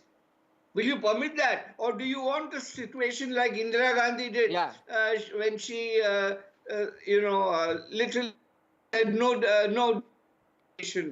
for her own political interest? She said it is a family planning issue and all that. Then we had a problem with COVID. Let the census happen. Then you raise your voice and say, well, there are. Before you come in, I'll bring in Mohan Kumar Mangalam. He has not spoken. Please go ahead, Mr. Mohan Kumar Mangalam. So, Maria, this is a very complex issue. Yes, please. I don't think anyone's trying to weaponize fear. In fact, the first salvo was already fired with the 15 Finance Commission that actually was the first to use the 2011 census data, as a result of which all 5 southern states, Andhra Pradesh, Telangana, Tamil Nadu, Karnataka and Kerala, saw their share come down to 15.8%. from the earlier 18.62%. So economic power has already been curtailed of these states by the 15th Finance Commission unilaterally, reducing the devolution to them because, again, of the delimitation issue, them using the 2011 census data. So no way is this fear unfounded. The southern states very much have a right to raise this issue and ask for an immediate dialogue in this regard, because we don't have any census data from 2011, but 2001, or 11 rather, but the Carnegie Endowment has made a projection paper which shows that the southern states would actually lose from a 25% overall voting percentage to below 20%. And it would be the Hindi heartland that in terms of proportional power in parliament would go from 34.43% to 43%. So not only have we already curtailed the economic power of these states that are contributing the most to the country's finances, but now we're talking about curtailing political power. There is an argument to be made from the side of the government, I will say, that in terms of India benchmarking itself as a democracy against other countries, we have a fairly high voter per representative ratio when you compare us to other countries. But to Manisha Prem's very excellent point, this doesn't have to be in parliament. This has to be at local governance levels, which is in the local body or even with the legislative assemblies, where we could have delimitation to have better administrative regions versus looking at it from a parliament basis. If you go purely by population, then there is absolutely no way that the southern states would not lose. You'd have to then look at curtailing what someone said in the beginning, I think it was you who said that every vote should matter, or every vote should have equal right. Similarly, every vote in parliament should have equal right. And by reducing the proportionality of that voting power of the southern states, you're already demeaning their power in parliament. So maybe the solution is to come out with some sort of proportional voting right. Okay, what exactly is pro rata then, Professor Chokar, which is being talked about in the context of delimitation? If you give me a couple of minutes, please I would go ahead, like sir. to Thanks for explain. your patience as well. Delimitation, as has been said by several other panelists, has to follow the census. The census has not yet happened for whatever reason. And we should also remember that women's reservation will follow delimitation. So this is a sequence of events that has to happen, which is of significant importance to the polity of the country. My own sense is none of this is going to happen. It may sound very strange because the moment delimitation is touched, there will be a problem. And the problem, in my opinion, is not invalid, because the Delimitation Act, I read that today before this program, it only talks of population. It does not speak of anything else, which is understandable, because at the time the Constitution was made and the Delimitation Act was made, we did not anticipate such developments as have happened over the years. Now, what is actually required is for all political parties to rise above their partisan interests and work together in the national interest, which, with due respect and apologies to all my fellow participants, is unlikely to happen. Political parties, all of them, have not risen above their individual interests in the last 25 years that I have been working with political and electoral reforms. Now, if that were to happen, there is no problem, there is no issue which cannot be solved. There are multiple ways of dealing with the delimitation issue, provided we all have a common intention. And at this point, I would also like to say that what the Home Minister said, that the Tamil Nadu seats will not go down, it actually reminded me of the Mahabharata, where Yudhishthira is supposed to have said that Ashwatthama is dead. And when he said it was an elephant, somebody blew a conch, and therefore that could not be heard. I mean, I would have been happier if the Honorable Home Minister had said, the Tamil Nadu seats will not go down and no other state seats will go up, or something like that. Half-hearted statements where thinking this can fool other people is not going to work. There we have to be upfront, frank, and absolutely upright about what we want to say, rather than playing these games which all political parties, and I have said all for the third time, and I will say it again, all political parties play these games, and unless we stop playing that, we can keep arguing this for till the cows come home, and we will continue to be doing the same thing every day. Okay. I've just enough time for Mr. Annadurai, and then I'll give the last word to Tom Vadakan. Go ahead, Mr. Annadurai. Yeah, see, everybody is agreeable that this is a complex issue. Yes. And it cannot be merely decided on the basis of population. So that is what we want. But is the union government willing to give us this clarification? No, they won't. They will just make some flippant statements. Oh, don't worry, your seats will not increase or decrease. But what will happen? We will be politically marginalized. We have the example of the United States, which is as far as closely relatable to India in terms of federal polity, where the electoral college system, they have this electoral college system for choosing their premier, which is frozen, irrespective of the population, irrespective of any increase or decrease of any of the states. The number of votes from a particular state for choosing the president of that country is frozen. I think we need that model now. There are several solutions, but the problem is the BJP is unwilling to discuss them in public. Okay. And Tom when Vadakan, is the BJP ensure that all states come on board and decide the process which will be followed, rather than dismissing their concerns? I heard the Professor Saab's argument, very strong indeed. But let me tell you something. The Honorable Home Minister was not out of context. Because applied to a narrative that was built by the DMK, that the language issue and the issue of the state issue of delimitation was linked up. The Honorable Minister was only, don't worry, the processes will take place. But a wider reading to it, connecting it to Mahabharata, may look humorous, but in this context, I want to defend our Home Minister and inform Mr. Professor Saab. All right, we have really come to the end of this discussion. The union government. So, Tom Vadakan, Mohan Kumar Mangalam, Sarvanan Annadurai, Professor Chokar, and Manisha Priyam, thank you so much for joining us on this edition of The Big Fight. That's all from me. Thanks so much for watching.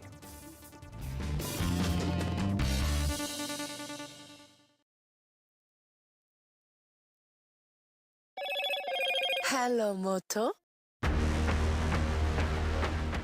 Motorola Edge 50 Pro, world's first AI-powered pro-grade camera.